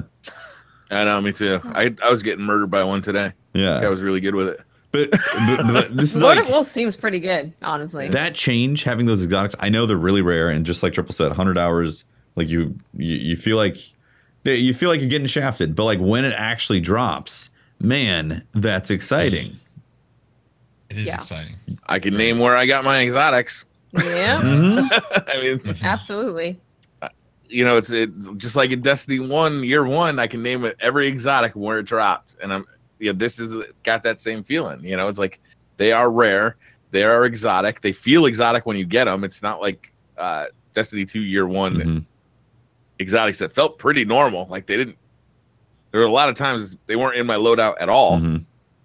You know, they feel exotic. The armor feels exotic. They do really cool stuff, and I gotta say they're rare. I gotta say, Queenbreaker, I kind of wish was in the special slot, because right now where is it? It's heavy. It's heavy. So it's like, well, sleeper or Queenbreaker. Right. That's a tough call. Well, I mean, it's sleeper. Just straight and you're up. like, well, no, it's not. Sleeper does way more damage, has a bigger hitbox, all that. The Queenbreaker is kind of like a you like it or love it type of thing, because the scope takes up so much of the center. So like as soon as you ADS, you have a crap load of scope in front of you that kind of blocks your vision. Right. But it's a very sticky gun, and it retains like the positives of the D1 version. The only time I ever used Queenbreaker was in PvP, though. I don't really use sleeper in PvP. I mean, you can one-shot body. I don't have a catalyst sleeper. I've noticed more people using it in PvP now that they've realized what it does. I tried it a few times in PvP. It's strong. I wouldn't say like, you know, if I'm playing for money, I'm necessarily going to run it, but it's really good. It's got a huge hitbox, and it has a new like perk blinds, right? Where it blinds enemies. Yeah. So if you don't happen to get the one shot, it'll blind them. So that's kind of cool. Flashbang. But I mean, on the topic of exotics, what do you guys think about getting back the ability to re-roll the perks on exotic armors? I'd be okay with that. With how rare they are, I'd be okay with that. Right, and that's my thought. It's like how, unless I think the stats is really generous. I think the stats need to be re-rolled. I don't necessarily think like the actual the perks like Ashes of Assets and stuff like that being re-rolled. I think like being able to re-roll things that are the basic stats, those need to be re-rollable, because it comes down to one of those things like, why have those even locked in? Like, it makes sense if you got a piece of armor that has a specific perk that that's you want. That's one of the things right now that is upsetting about Forsaken is that the game came out and we're like, hey, I'm a hunter and I can only get a max of like 4 or 5 recovery because all my armors are locked to like either armor or mobility, right? Yeah. And but warlocks, they could have 10 recovery. Titans could also have very high recovery. So what they did is they put in the Masterworks, and then you could reforge, they re-roll the Masterwork, and that would change the stat distribution, and that was great. So now I can pick the armor I like, cosmetically, and then I can have the good stats. I have that choice. In Forsaken, for some reason, I don't know why this is, but hopefully it changes. Is again, it's just locked, right? If you get the Crucible set of armor, it always going to have the same resilience, mobility, and recovery. So that is really frustrating because there's some armors now that I really like, but I'm just not going to use them because I'm not going to run around with 2 recovery in any activity. That's ridiculous. It is weird how they went back to that. Like, we had that issue in D2 launch, and then they were like, okay, we get it. We'll fix that for you. And then they're like, let's go back to that. Like, after all these great decisions. Especially with there being random rolls, like, why not just randomly roll that too, right? Or give us the option to just spend materials to roll that. I do think that the unique perks specifically should stay as world drops, because there's going to be some, like, if for raids you're going to want heavy drops, for PvP you're going to want like shotgun related perks and all that, and I think it's going to be really easy to re-roll that stuff to get those if you can just spend it. So I think those are better. No, I don't think the perks themselves should be reforgeable, but the stats themselves, you should be able to at least have them drop random, so I could if they drop random, more I of think that armor. Problem. Like, that would be fine too. Yeah. On the topic of exotics, though, I think because the exotics are so rare, I wouldn't mind that the glass needles return, and then you can completely change the perks on them, and then maybe make it cost a lot, right? It's not something you're going to do a ton, but maybe like 5 times a week I could do it or something. Just because at this point I don't see myself getting a whole lot of exotic armors unless Xur just sells. I think maybe that's where Xur comes in handy again. And maybe there's a solution there. But are the faded engrams coming back? Are they gone forever? I think they're gone, right?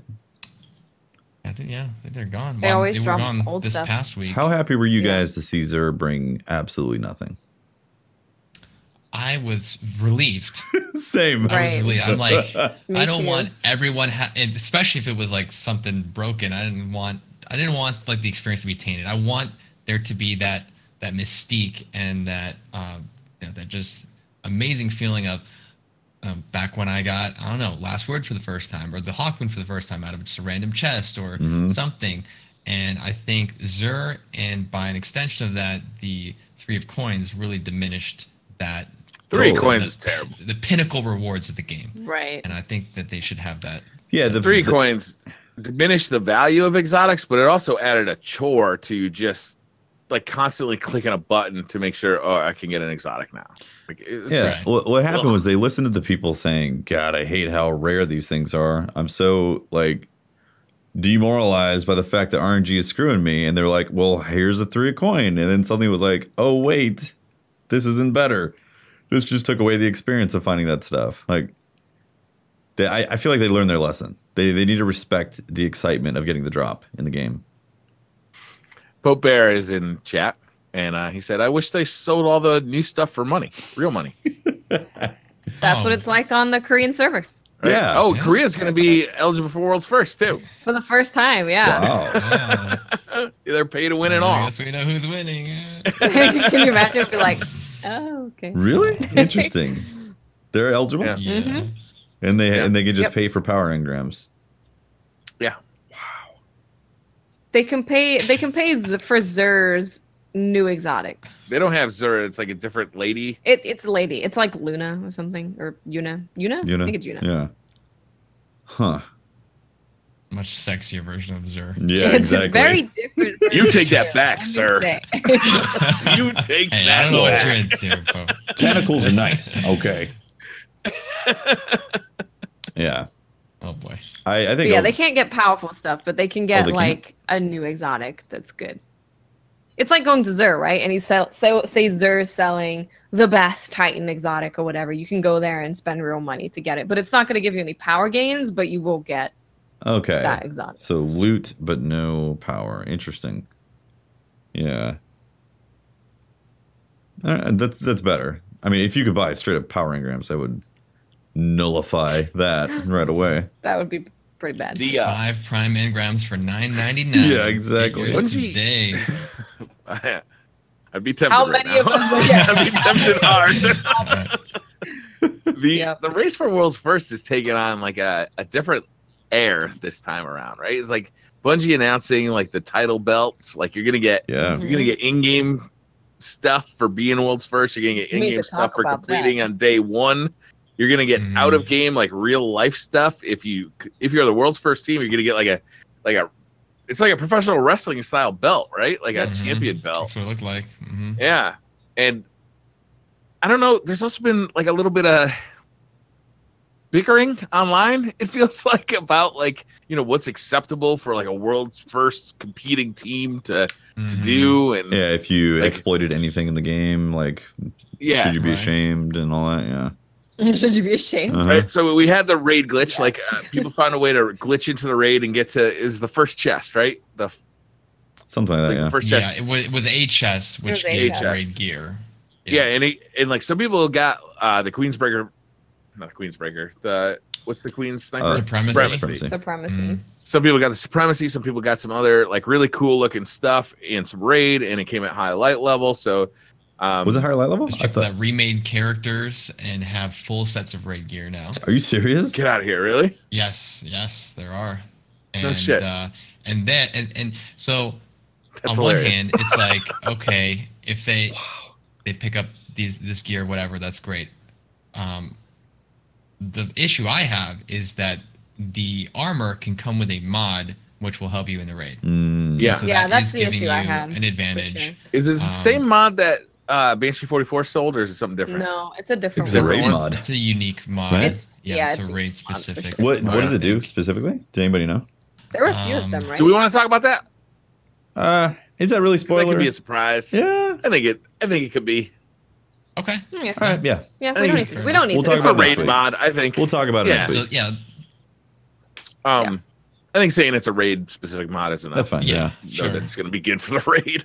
And so something that is potentially going to give you an advantage in the raid, and we have a world's first race, then I think that's starting to affect the integrity of it. And with Bungie essentially giving more weight to this race and giving it more validation, and I think that's great because the first raid, the race, all that is some of the most fun and exciting things that's ever happened to Destiny, and the fact that they're really going all into it and trying to promote it and make it a better part of the experience. I think that's awesome. But with that comes like maybe a better need for some either rules or guidance. That's it. It's up to Bungie at this point, right? They kind of need to put they need to kind of put the rules down. Like, hey, look, we know that if you throw millions of people at some code, basically some programming, that you're gonna find bugs, you're gonna find glitches, you're gonna find ways through. Here's the deal: if you find these things and you exploit them, then you run the risk of not being qualified to be rewarded for world's first, or possibly losing your light level, right? Like if they said that, then anybody who wants to do world's first is going to be thinking twice about a chest or doing the prime engram glitch, or because it's hard to make these decisions, right? What is an exploit? Is using the Telesto and the blind well an exploit? Kind of, right? You're getting through that activity much faster because you found like a glitch in the code. Is that as bad as using the prime engram glitch where you just let them go to your postmaster and collect prime engrams? Well, I don't know, man. That's like a sliding scale. Is that as bad as glitching through a wall and getting to the raid chest? I think getting stuff that you're not supposed to have until you enter an activity that isn't even available yet is just straight up wrong. I think they should have categorically different. Yeah, they should have just straight up removed it out of the if they wanted to be nice, they should have removed it from their inventory. And instead they were like So is buying and reselling the Braytech scout rifle, I mean, you're not supposed to have access to that many mods this early in the game. Is that Like, so all of these things are glitches or exploits to some extent, right? But like I said, Brian, like where does the line? You're not where's supposed the to have line raid drawn? armor. If Bungie came out and said categorically, if you use an exploit to get ahead, you may lose the right to be world's first, even if you technically got through the raids first. They'd have to be very specific about what it is, because there's a few things, right? There's farming the story mission. Like, is that an exploit that it's dropping that, or is that just the way it's supposed to be? We don't actually know. Like, we don't know what is considered an exploit. I think they'd have to come out and say, this is an exploit. This, as soon as it happens, you'd have to have that set rule of, if you use an exploit that gets you ahead for the raid, you will not be crowned world's first. And then as exploits come out, that have to be like, yes, this is definitely an exploit. Yeah. But if Bungie's silent about it and doesn't punish people who have done it, then it's no holds barred. Why wouldn't you? Right. If you want to be world's first, they haven't done anything now. Go get that fucking chest. Go use that Prime Engram thing, because look, being world's first is a big deal. Do it. Everybody else is going to do it. They're going to do it. And if you want to be competitive, this come out, this is the they problem. Lay down the law.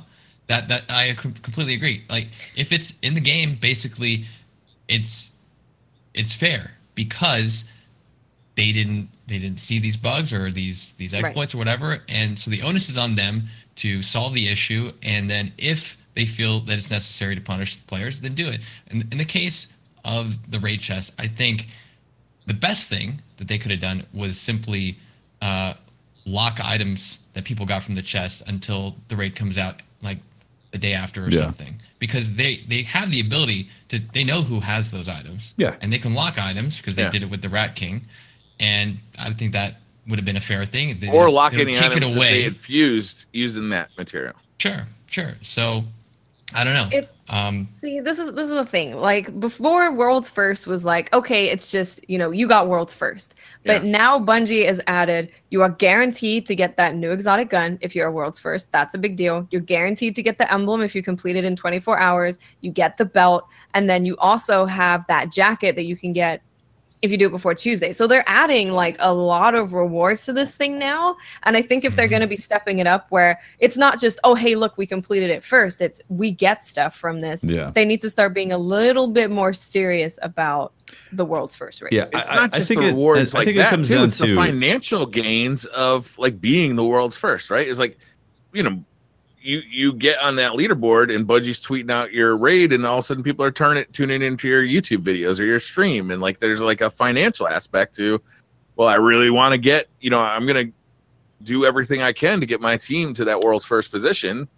Because but that can backlash though. If everybody knows, like when the coil glitching was happening, like people had a big old crap about that, That's so true. I don't know if that necessarily that can equate to somewhat financial gains, but like I think that's a side effect, really. Like I think it comes down to the fact that Bungie has always been really lackadaisical about this stuff. People have DDoSed in trials, like ad nauseum. They've been famous on YouTube for DDoSing, and Bungie hasn't done anything for it for like a couple years, for God's sakes. And it's like, I would like to see Bungie get really stringent on this stuff and backlash people. Like Rockstar straight up resets accounts to level 1 if you get caught glitching or doing something exploitive in their games. Yeah, like they take your stuff away. And we're not reset even you to asking 1. for that, right? Yeah, we're just saying you just can't be qualified for World's First. You can, like, even if you keep your stuff, you just can't get all the rewards for World's First. I think at the very least they should have just locked the gear, just straight up. And they need to be more communicative about it. Just be like, hey, we discovered that people are doing this. If you do this, these are going to be the consequences, so you know. And so they can just. But they need to say that ahead of time too. It's like it's too late. They need to. Yeah. It's too late now to say that, because it's like I think going forward they might approach all of this differently at release. Yeah. And then like just on a related topic, can they please hire some of these people glitching so they can test some of this stuff? Because the way that they're getting to the raid chest, it's like they're glitching out of the map in the same method that's been done for like 4 years now, using swords to get places that they're not supposed to. I'm sure there's a lot of things that make it difficult to plug all these holes and things, but it does also feel like people are doing the same glitches that they've been ever since Vault of Glass. And if there's a way that they can take care of these things earlier, that would be terrific.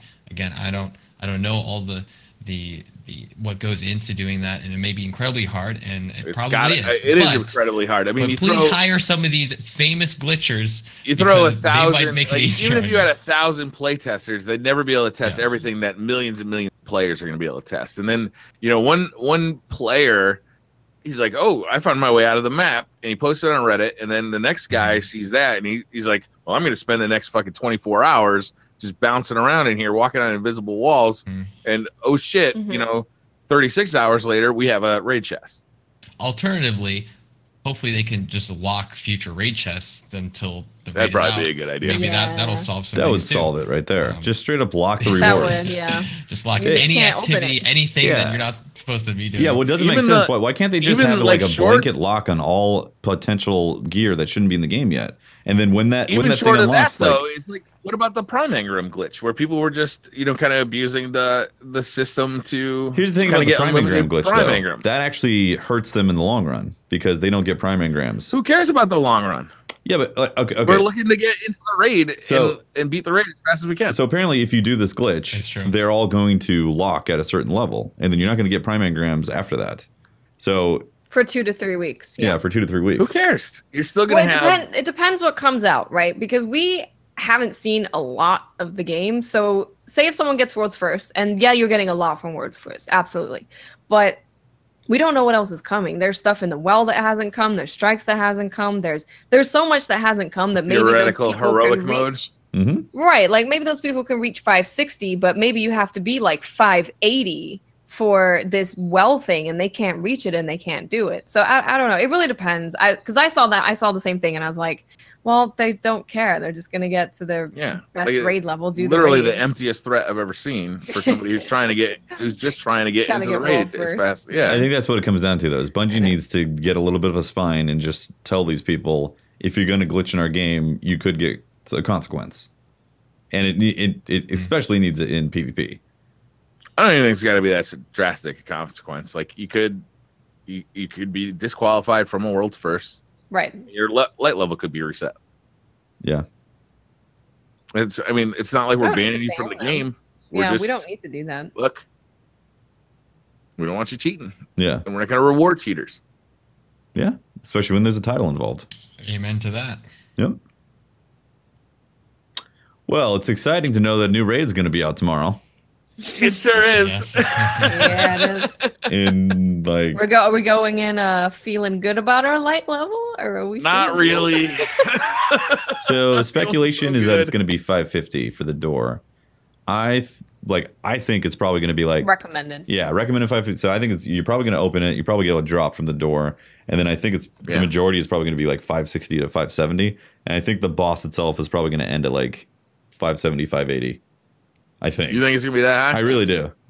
I think it's gonna be 520 to get in, and like recommended 520. Yeah, no. I think you're gonna get in. No. Open the door at 520. The Nightfall is 540. 550 recommended. Yeah, the recommended I think is 550, and then like the last boss will be 560 or 570. I think. I think it's gonna be high. I think the last boss is gonna be higher than that. Yeah. Yeah. What was the delta for Spire? How bad was that guy? What was his name? Valkahur. Rock his dick face. This is some Val. It was Kahur or something or another. Well, and then there's also the thing where it's going to have, I think, more bosses than they've ever had, and presumably we're going to be getting a lot of drops through the raid. Right. Hopefully, and there will most likely be very powerful drops, which should help us. That is a thing that used to happen that doesn't seem to happen as much anymore, right? I remember Taken King, we leveled up during the raid. We actually got short stopped. We couldn't do enough damage to Oryx, so we ran a second set of characters through the raid, got more good drops, and then we're able to beat the raid. Nice. Yeah. So that's what I'm hoping. If that's going to be changing at all, or exactly. There's very little we do know about the raid, and that's exciting. I love the raid. I love going in blind. It's one of the greatest things I think I've ever experienced in a game. So all the whatever moderate controversy about glitches and exploits and stuff. I am so unbelievably excited. Same. And, it's one of the best things. I just figuring that shit out with your fire team is like, yeah, you know, you're trying to figure out an encounter. You're trying to like, how do we trigger this event? You see the end screen and you're trying to decode like what the stuff on the end screen actually means, and I love that. And plus, you spending a bunch of time with your friends and just having a good time. And or like when there's a raid perk on your armor and you think it's to do with the raid. Do you remember? I don't know what you're talking about. When we were in the raid and we're calling out a buff that happened, and we're like, not ringing any bells. That was going on for like 2 hours. It was going on for a while. Oh man. But I also think that, and this is not a controversial opinion at all, Dreaming City is the coolest location Bungie's ever made, and I can't wait to see what they're gonna do with that in a raid. I'm just blown away just riding around. We got my the raid patrol. trailer, right? Yeah, like, you guys saw the raid trailer. It's really short. Like we saw some clips though. Definitely taking a fight. Definitely. Yeah, definitely some badass taking stuff going on down there. Yeah, I can't wait to see it. I think it's gonna have us going between ascendant and non-ascendant realms. Yeah, which is gonna be really fun. Yeah, you know the public event where the Scorn show. Yeah, so when you do heroic on the public event by Petra, and like you have to shoot the blights, and you're protecting it with the arc charge, and you turn it heroic. Everybody gets taken to the ascendant realm in that. Yeah, so cool. It's amazing. It's so like cool. It's the best public event they've made because of that right there. Oh, I love the ascendant realm so much. Yeah. It's a problem. I feel like I hope that we get a lot of that in the raid, where we're in the Dreaming City and suddenly we're torn between worlds. Like even splitting up the teams, and it's like some people get taken and they have to find a way out. It'd be really cool.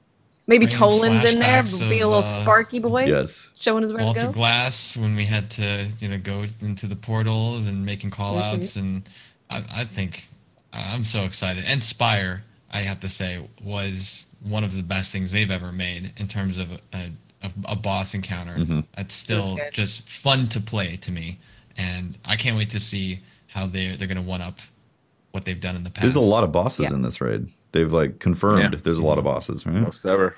Yeah. Most ever. Which hopefully means lots of drops for us to not be low leveled. Which would also maybe I'll get a new exotic armor. Yeah, right. It would make sense that it would step up light level with each encounter then too. So there could be there could be a serious like shift between the beginning to the end in terms of light if there's that many bosses. Sure. Because not like there would be like I know is I need 4 that bosses emblem. at 560. Right? Need the emblem. Yeah. Yeah, you want that week 1 emblem, right? Yes, exactly.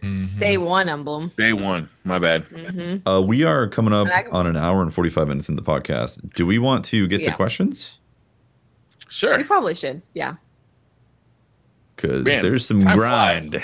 There's some grind left. There's some grind we gotta do. We gotta go. We're leaving. We got things to do here. It can't be talk. We gotta be playing.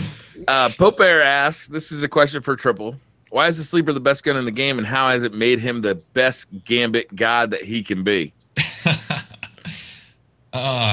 Sleeper, it's like live by the Sleeper, die by the Sleeper. That's Gambit now. And I actually don't own one, and I've been doing fine in Gambit.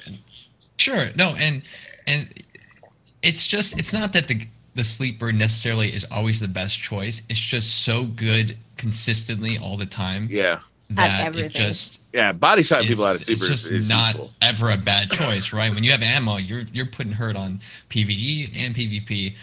But if you're a good sniper and you go in, you can theoretically, you can get a lot more kills very quickly, and you can outgun a Sleeper because you can peek out, take a quick shot.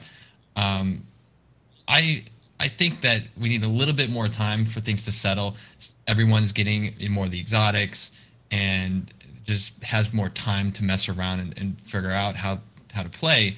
But yeah, I think initially, what Tafty was saying earlier about something tweaking the ammo slightly on the Sleeper could be a solution. But let me tell you, it's still fun. Run around Sleeper. Someone invades, pops a super, dome, they're gone.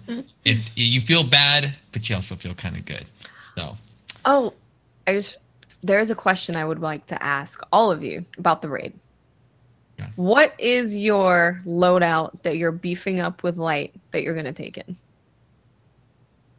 I'll go first. I was talking about this earlier. Is I basically just let my leveling up happen as it comes, and I've learned to do this. Is I go into the raid basically with my highest weapons, and then infuse stuff as it seems like it's going to be useful.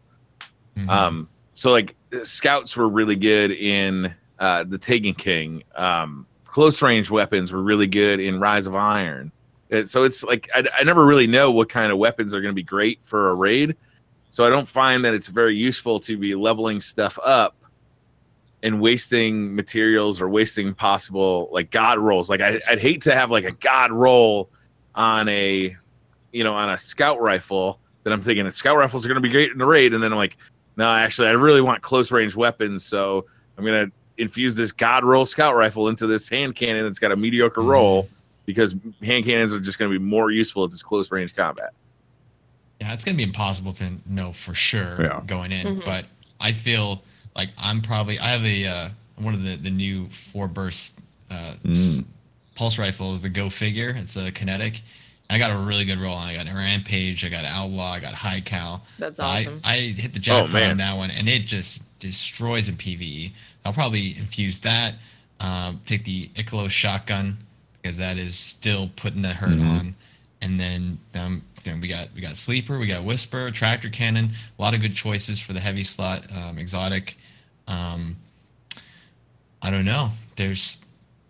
Who knows? I think it would be a good idea for each of us to maybe hold on to a couple items for infusion. Yep. And then when we get in, if we think, okay, we really got to mix our loadouts up, we can just infuse something, still be a really high light, and then go from there. But try to cover the board there. Talk to your fire team, see what they're running, and try to cover all your bases.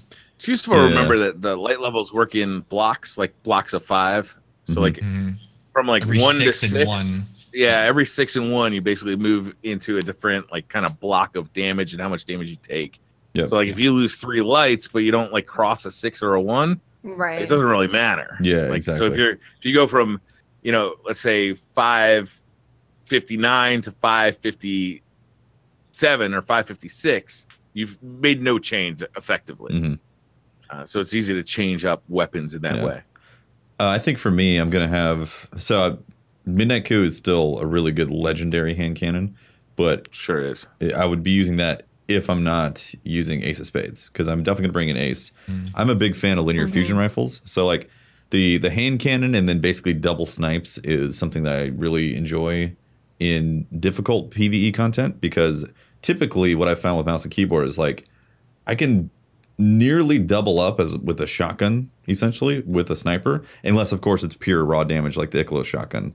So I'll probably be bringing a linear fusion rifle, Whisper, and then probably you talking about just like barrel stuffing a sniper rifle and almost using it as a shotgun? Well, it's that, but it's also like you can essentially like snipe really fast with PC. So like if something is rushing at you, you can essentially like get your shots off a couple. And I've got a snapshot and outlaw roll on a Fate Cries Foul, the Crucible sniper, and like I've been loving this same sniper. roll. Yeah, it's beautiful, right? Good. It's very good. I think mine has high caliber rounds on it too. So like it staggers these enemies. So like it's fantastic. Perfect. I've been preferring that along with either a linear fusion rifle, or like I said, I'll have Whisper as an option. In which case I'll probably switch to my Midnight Coup. But yeah, it's hard to think that Whisper won't be useful for something. Yeah, that boss DPS is insane, right? Yeah, that's what you think. Bungie's gonna put every boss no crit spot. Exactly. No crits. The crit is only shown for 5 seconds. It's gonna be Acreus. Acreus is gonna be the gun we all want to use. Exactly.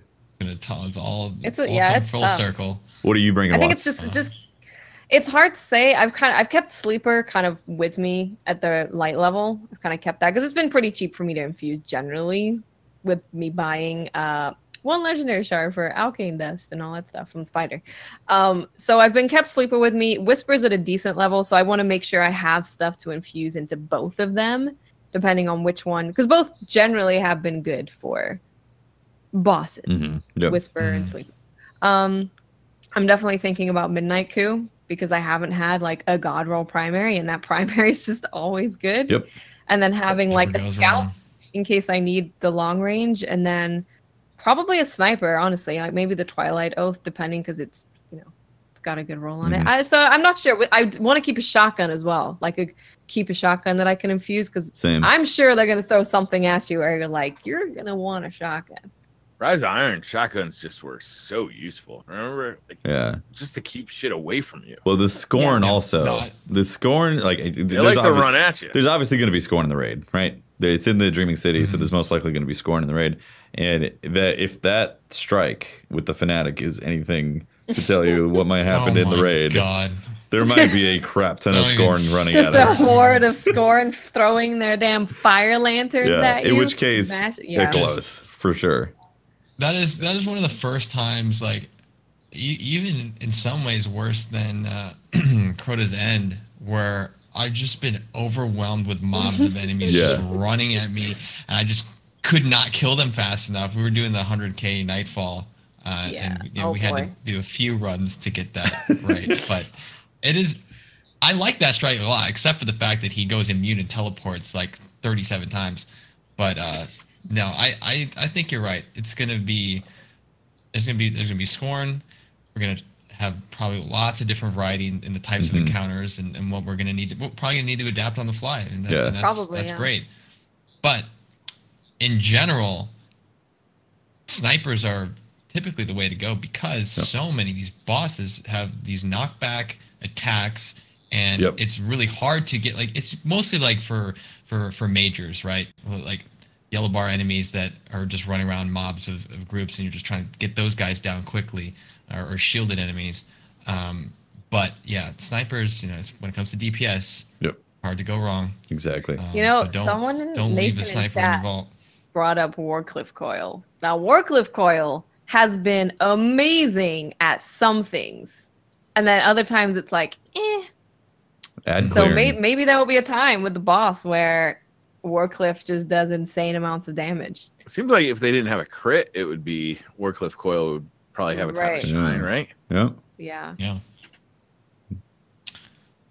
It's exciting. Yeah, I don't know, man. It's gonna be a journey. Do you think the Harmony Orb is gonna be in play?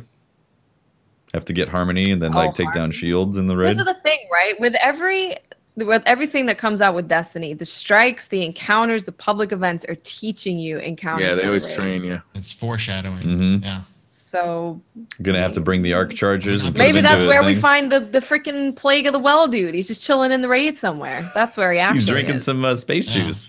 Yeah. He's got some tinkle juice. He's like, what up? Want to go to the Ascendant Realm? Maybe it's the final raid boss. The Plague of the Well is the. Oh my god.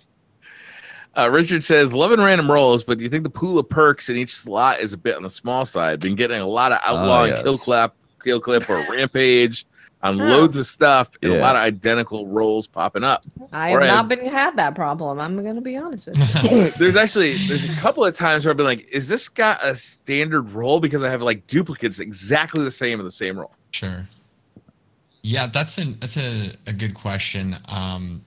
So what's interesting with Forsaken is that a lot of weapons have, even within the same archetype, the same weapon type, have different perk pools. So, for example, something that was surprising to me is the new 150 hand cannon for the Dreaming City. What's it called? Something Vigil. The Waking Vigil. Yeah. That I was trying to get a good roll on. And then I was I just keep getting bad rolls. And then I realized I can't get Kill Clip or Rampage or Rangefinder or any of that. I can't even get Firefly and Outlaw in the same, or they are in the same column, so I have to pick one or the other. And then the other perks are just really average. So likewise, like certain shotguns can roll certain combos of perks and other ones can't. So it's kind of like almost on a per weapon basis, even though in general, like some weapons can have similar perk combos. So I would like to see a little bit more consistency there, because it is kind of frustrating to be like, oh, well, of course, now I found a gun I like, I can get these perks because I have another gun that's like this and it has those perks. It's a little bit confusing unless you're going and checking the database right. to see what all the perks that can roll on it. And likewise, there should be some more perks that are useful. Like even what's the perk from D1? Was it life support? It was kind of like has a chance to proc health regen. That would be a good perk. I would consider using that, or whatever. You know, it's been an interesting perk. I got Genesis on the Dreaming City rocket launcher. That is interesting. So I pop a shield with that thing, and I immediately have a rocket ready to shoot again. Yeah. Nice. Wow, that's cool. It's pretty cool. Yeah. Yeah, I was kind of surprised on that. I do agree that like right now it does seem that there is kind of a limited perk pool, but I was thinking about this, like if they are pacing this to then bring in new sets of weapons every season and then new perks every season, so there's like this kind of growing pool or like shifting pool of like weapons that we can go after and hunt over the course of a whole year, then I think I'm going to be really happy with it. If they maintain the exact same perk pool as they introduce new weapon models and archetypes and all that in the game, then I'm going to be disappointed. They do need to evolve like the perk system and introduce new stuff. And like one criticism I have in the sandbox right now is that basically if it's going to give you more damage or reload speed, that's what you go after. And basically that's cool, but how about something that synergizes with like my super or synergizes with the way you kill enemies and all that? Like I want more options than just straight up raw damage. I want more depth. And like you said, if they're going to bring out the next content drop in December, the Black Armory, and we get a new additional set of perks and mods and weapons, that's great, especially if that applies retroactively to the existing weapons. So whatever new perks they add, suddenly now you can go try to get the same guns you have, but with a different role. And then that adds more replayability and more depth to the existing set of loot. I certainly hope so. Yeah, agreed. Yeah, it could be they're just reserving like the absolute best rolls for the raid weapons or something too. Like if also possible. Yeah. If you have like a Waking Vigil and it comes with an absolute bonkers roll, like you don't want the Waking Vigil to like overshadow the raid weapon, right? Yeah. Totally. That's why Midnight Coup was so good. It was the raid hand cannon. Midnight Coup was good because it was perfect. For year one, it was perfect. Still is. It still is. It's still great. Still is. It's Galoti says, love the podcast, listen every week. Since most of you had a significant time in Gambit, is there anything that each of you personally believe could make Gambit even better? Let's leave the sleeper simulant out of this one.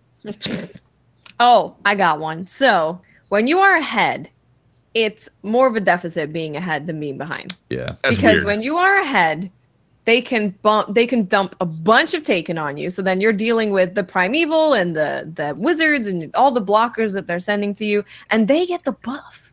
Like if they summon their primeval way after you, they get that primeval slayer buff.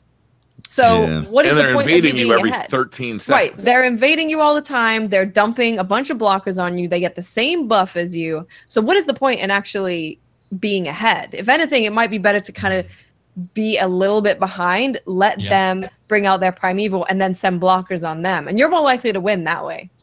So I don't like that. I understand that they want the swing to happen, and I think that's great that the swing can happen, but it just doesn't feel like there's enough of an advantage for being ahead. It'd probably be a good tip for people working on the Ace of Spades too, is get ahead early. You're bound to see about 4 invaders come through late in the game. With sleeper simulant. Oh, sorry, we're not supposed to talk about that. I think what they could do is just maybe slow the buff down so that they're not getting as much of the Slayer buff, right? Yeah. Or being behind. Like they still get some, and then there's still the chance that they make a great evasion and swing it on that alone. But it shouldn't be like I've been in that same situation where we've been losing. Enemies spawn the primeval first. They kill the wizards, so they start the buff. Then we're a little bit behind, but we catch up. We spawn ours. Boom! We got a 4-time Slayer buff. We just melt the boss and win. And it's like that doesn't feel like we should have won there.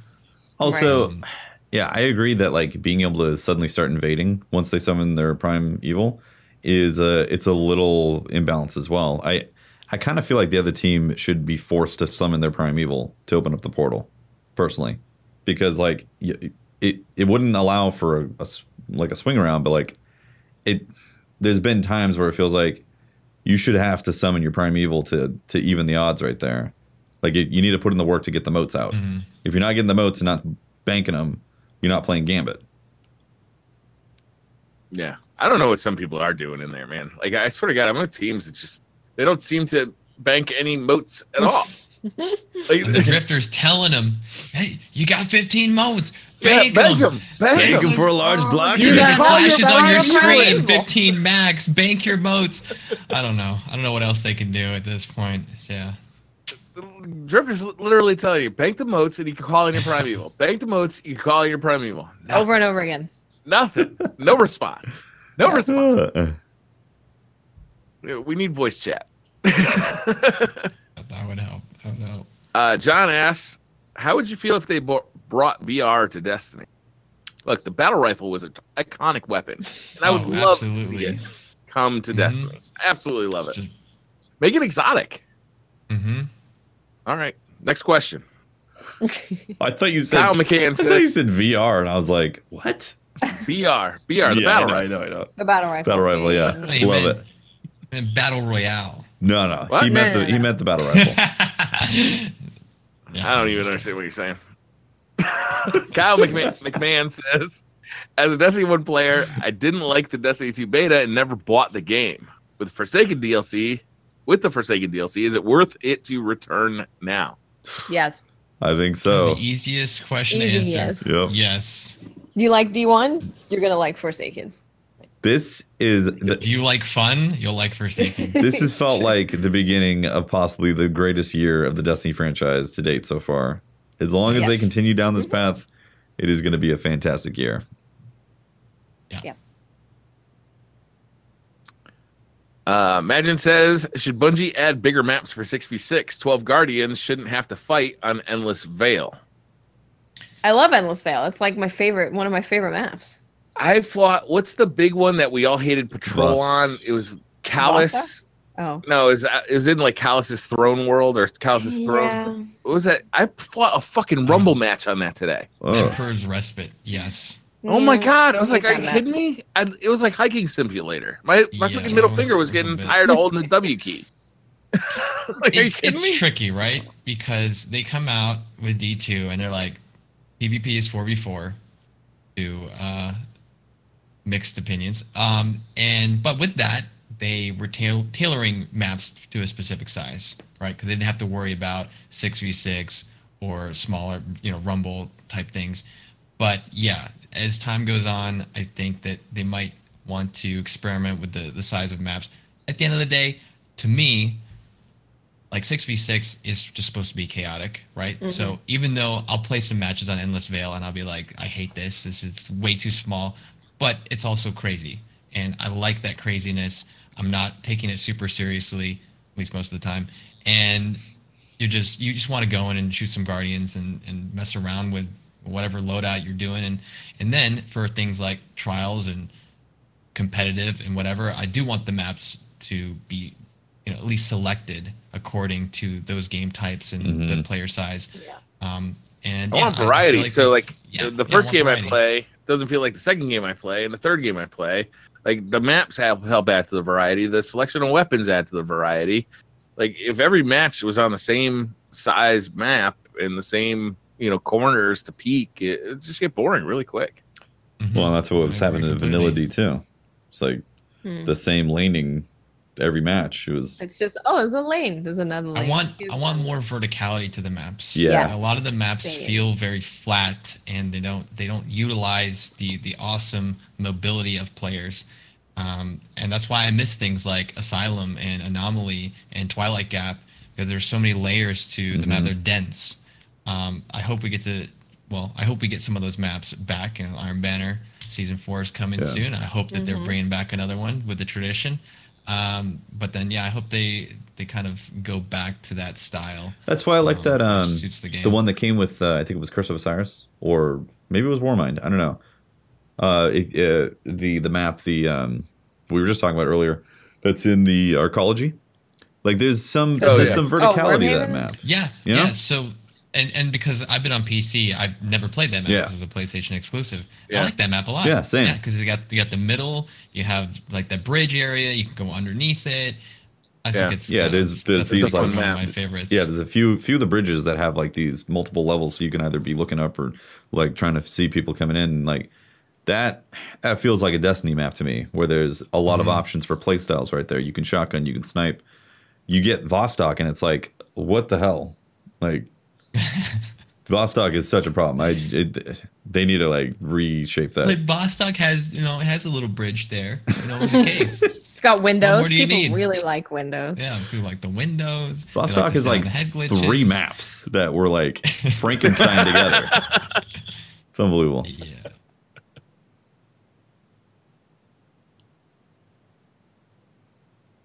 Questions? Brian? Twitter. Brother says, how do you feel about the new Crucible map slowly being integrated through Forsaken rather than all at once? I like it. Yeah, I like it. Yeah. I like it.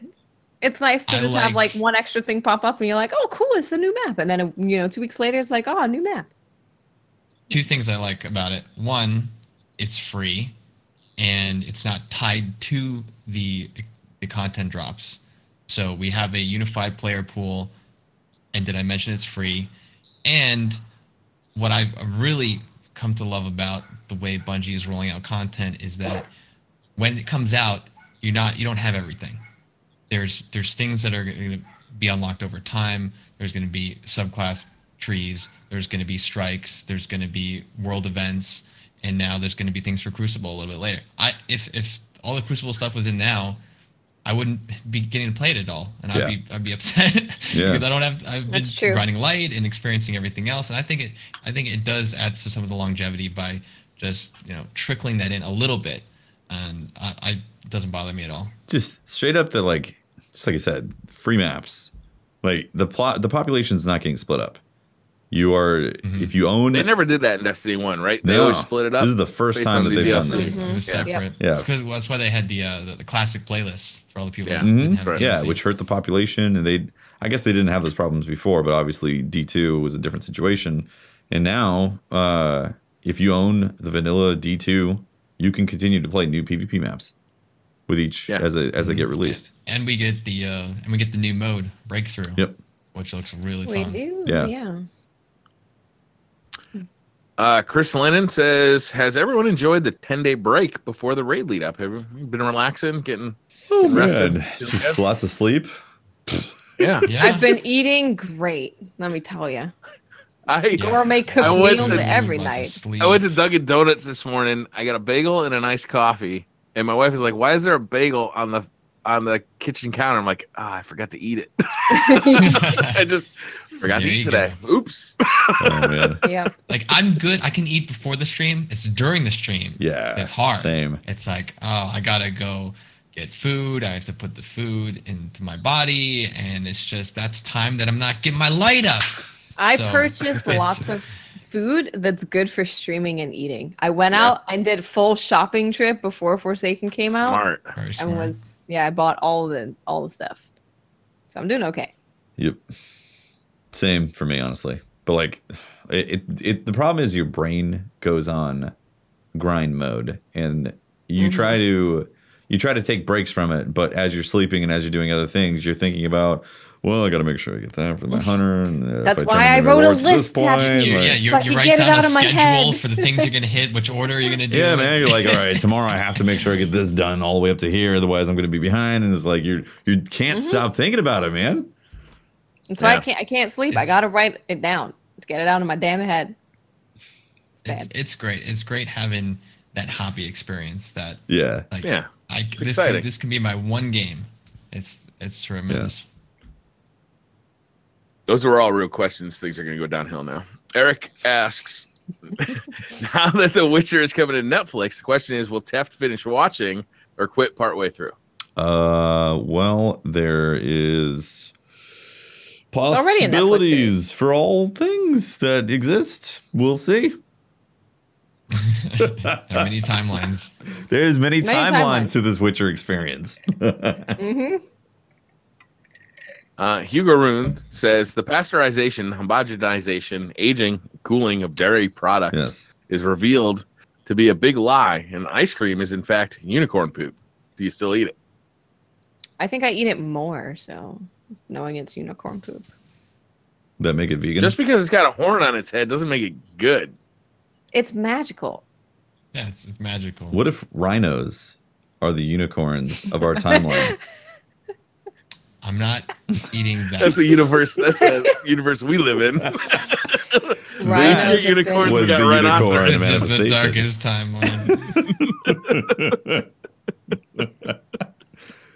timeline. Man, ice cream's delicious. I'd still eat it. What the hell? I don't think it can theoretically get worse for you than it already is. Unicorns have magic. Could get worse. There's magic. It could be. You could get the magic shits. Yeah. I'm intrigued. Go on. I don't know what this is. Tell me more about these magic shits. I mean, hey, you know, teleporting streaks. You know, one wipe, magic shit.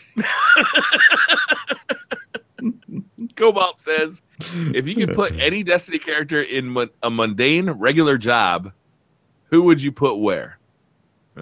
Any character in Destiny, you're putting them in a mundane job.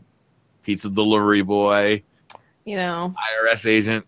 I'm going to say Callus, because he seems to like himself a lot. that's a good one. Uh-huh.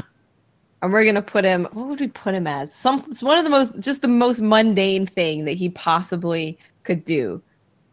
Like an angry 5th grade teacher. Like, he had big plans for his life. He didn't expect to see himself end up as a 5th grade teacher. And he just keeps telling the kids to grow fat from strength.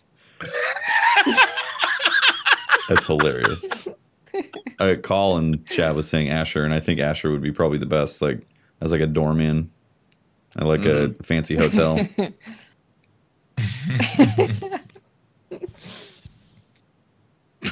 Target cashier.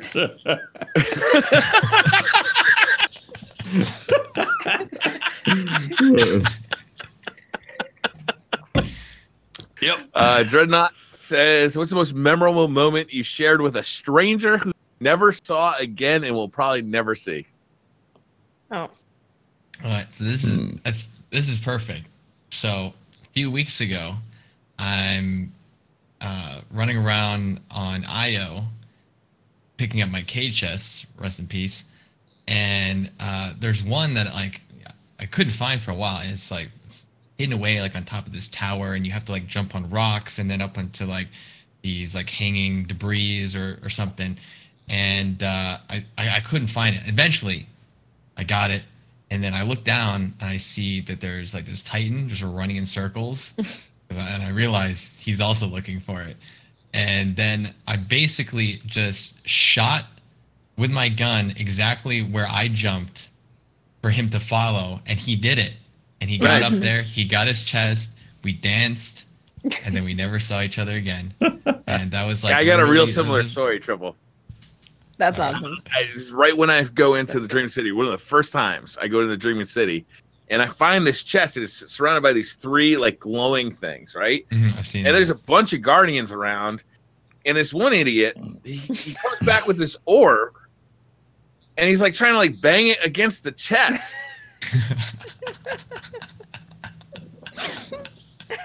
I told him in chat, I think you broke it, and he just left. What is it? Open. It doesn't work. It's beautiful. This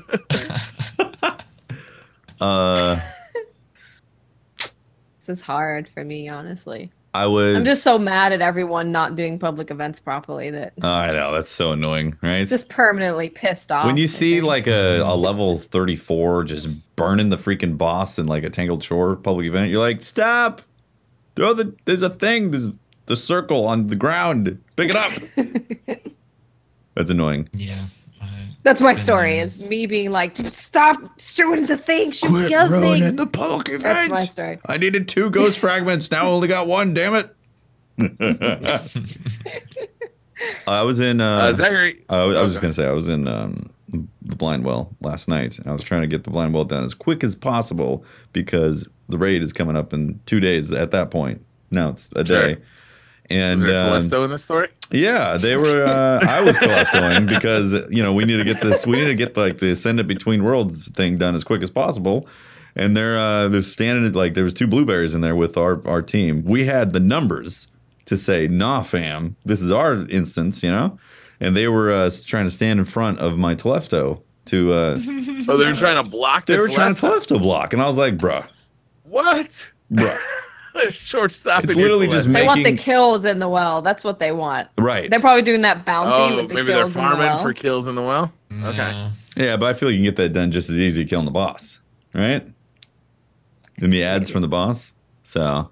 Have you seen that glitch when somebody actually hits you with a Telesto in the blind well and you can see the thing flashing around your waist? Oh yeah, it's just flashing on your screen. Are you trying to talk about that? I've seen that. Yeah. Oh god. That's weird. Zachary Richardson says, hey, DCP, okay, would you rather go down into the Paris catacombs for a night and being possessed for an hour, or stuck on a spaceship for the night knowing that there's an alien life form roaming around? Hold up. What was the first one? Paris go into the Paris catacombs and you're possessed for an hour. Do you guys know what the catacombs is? Yeah, it's like they're like filled with skulls and stuff, right? It's basically a ton of people are buried there, like a lot, like millions of people. Centuries of people have been. I'm buried. a little less concerned about the location and more concerned with the fact that what does the possessing entail? Yeah, like a guaranteed if it's just people who died and are just like buried there, and I get possessed by, I don't know, some miner guy who worked back in the day and he's now in the catacombs. Francois that's the baker? Less scary than spaceship. Asher, the Target employee. Maybe I get possessed and they just want to go, have a good cheeseburger or something. Like that's a win-win. I'm happy to help them out for an hour, and I don't know. Honestly, I have to see. I have to cross that bridge. Wait, do they have full control of my body for an hour? It's a possession. Yes. Maybe they kill you. Yikes. Maybe they're mad that they're dead, and they're like, "You gonna die." Here's the thing: right? this is what you have to roll the dice on. Is the alien on the spaceship going to be friendly or wanting to eat you? And didn't it say that it was bad? Did it say bad? No, there is no description of then I'm going with intent in any way. You think it's gonna be friendly? And you get to go to space. Yeah, maybe I'm going with the friendly alien. It's the ET who just wants to kick it, talk about life. Or it's an alien technology weapon xenomorph that's gonna eat you alive and lay babies in your chest. Dying a horrible death. Horrible. Or it's a furble. I'm going with the alien. Yeah. Maybe this is all better. I just lock myself in a compartment and take a nap, and then maybe it's barf. Baseballs. Cole Chaos says, "What is everyone's favorite kind of mustard? If any of you say yellow mustard, though, I'm gonna have to block y'all." Dijon mustard. I mean, wait a minute. I like a quality mustard. Is that how you say that? I don't know. How do you say it? Dijon? I thought it was Dijon. Dijon? Y'all got that Dijon mustard? Dijon? Okay, got the Dijon. Dijon. You could also say Dijon, like Digimon. The Digimon mustard. Yeah. The Digimon mustard. Yeah. I'm not gonna lie. I think it's yellow mustard. It just it goes with everything. I mean, I'm not great upon a hot dog, You know what I like to do is I like to pour a little bit of French's ketchup or French's mustard, and then cover it with ketchup, and then dip fries in it, and you get just a little bit of ketchup or a little bit of mustard on every fry with your ketchup. Oh, it's delicious. I usually don't do mustard on fries. What's that? I usually don't do mustard on fries. It's a special treat. It's not every time. Once in a while. Once in a while, huh? Yeah. Mixing it up. Yeah. No strong feelings on the mustard. Okay. No. I mean, if there's a quality mustard, I'm going to use the quality mustard. If I have to use like the regular French's yellow mustard, I'll do it. But I will prefer a quality or more quality.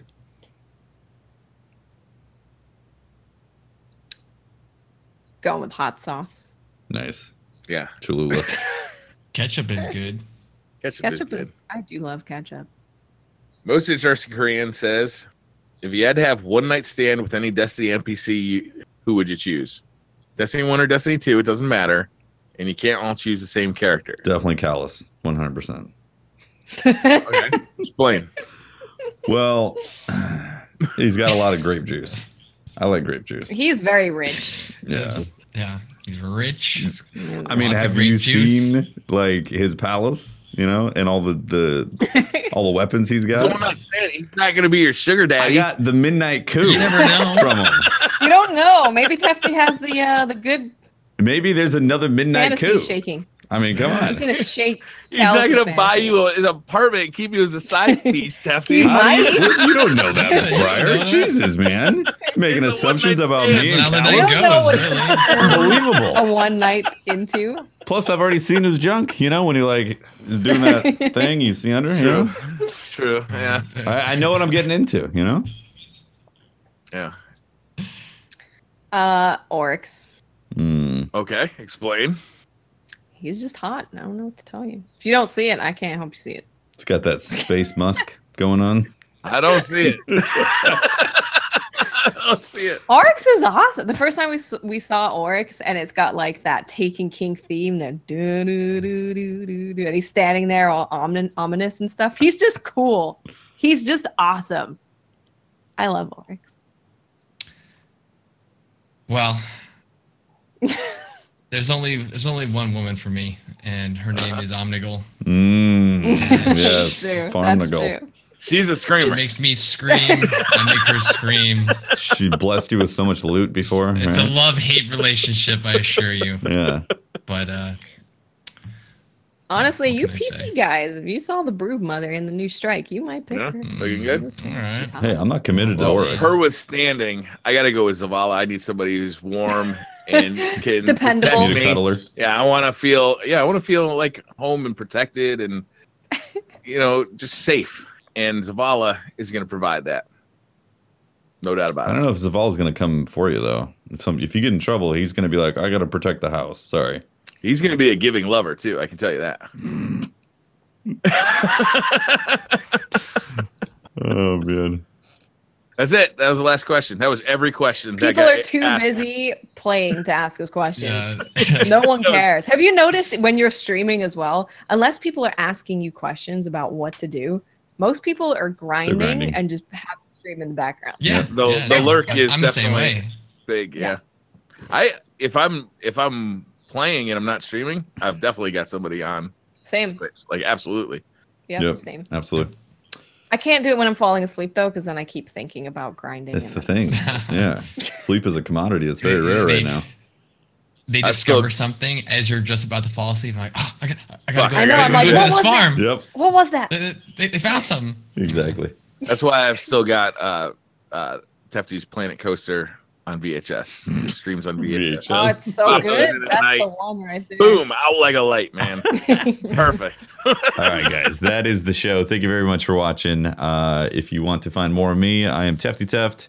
Catch me at Teft on Twitter. And outside, catch me outside. And also twitter.tv/Tefty Teft if you want to catch my stream. Wait, twitch.tv. Yeah, I said Twitch, right? My brain is mush, man. Like I know, same. People ask me questions. He's already thinking about the grind. And I'm like, he's already like, okay. Exactly. Are you doing the same? Get my prime in. Are you streaming? Think he has to, right? I've got a ton of rewards I have to get, man. I don't know though. You gotta wake up early. Gotta do it now. I'm either gonna stream or do it offline. I'm not sure. We'll see. So you gotta do at least your 3 characters that are weeklies, right? There's a few, yeah. I did a little bit earlier. I did a little bit earlier today. Oh, okay. Right. But like I still have I still got like the Petrovenge stuff that I have to turn in, but I don't want to turn that in until I've done some other stuff. You know, it's complicated, man. It's complicated. It's complicated. I gotta level up my Crucible. Oh. So yeah. Think Watts? Or no, Briar? Me. Oh, yeah, Briar. go Watts. No, go Watts. Me? Okay. Oops, sorry. It's not here and it throws everything off, man. Unbelievable. Daddy's not here. We can do whatever we want. Oh my God. I am Miss 5000 Watts. You can find me streaming on twitch.tv/Miss 5000 Watts. Search me on Twitter, talk to me there, and the YouTubes. Triple? Everything is /tripleWRECK. Boom. Simple. That's easy to remember. Bam. And catch one of his 48-hour streams coming soon. Grinding something mind-numbing, usually. You'll find me streaming. Right? I will be live 99% of the time. Well, thank you very much for watching, guys. We will see you. I'm Brian Rabbit. Oh, my bad. On Twitch, streaming weekdays, Brian Rabbit. Talk to me on Twitter, Brian Rabbit. It's all the same stuff, Brian Rabbit. See, this is the problem. The guest always goes last, and that's when I know to say the thing. That's fucked, though. How come we always make the guest go last? Actually, no, my bad. Pope always goes last. Pope. Yeah. Yeah, Pope goes See, last. Pope threw everything off, man. And again, I'm not like awake right now. I'm actually sleep talking right now. It's crazy. Yeah, I don't know. So Papa Pope has abandoned us. Great. We're lost in the wilderness. Great episode, guys. Thank you so much for watching. We'll see you next week to talk about the raid and all. With maybe world's first data. Maybe that's right. Yeah, absolutely. So we're going to roll some credits, be back to read out some subs live, and we'll see you next week. Thank you very much for watching, guys. Bye. Bye. Peace.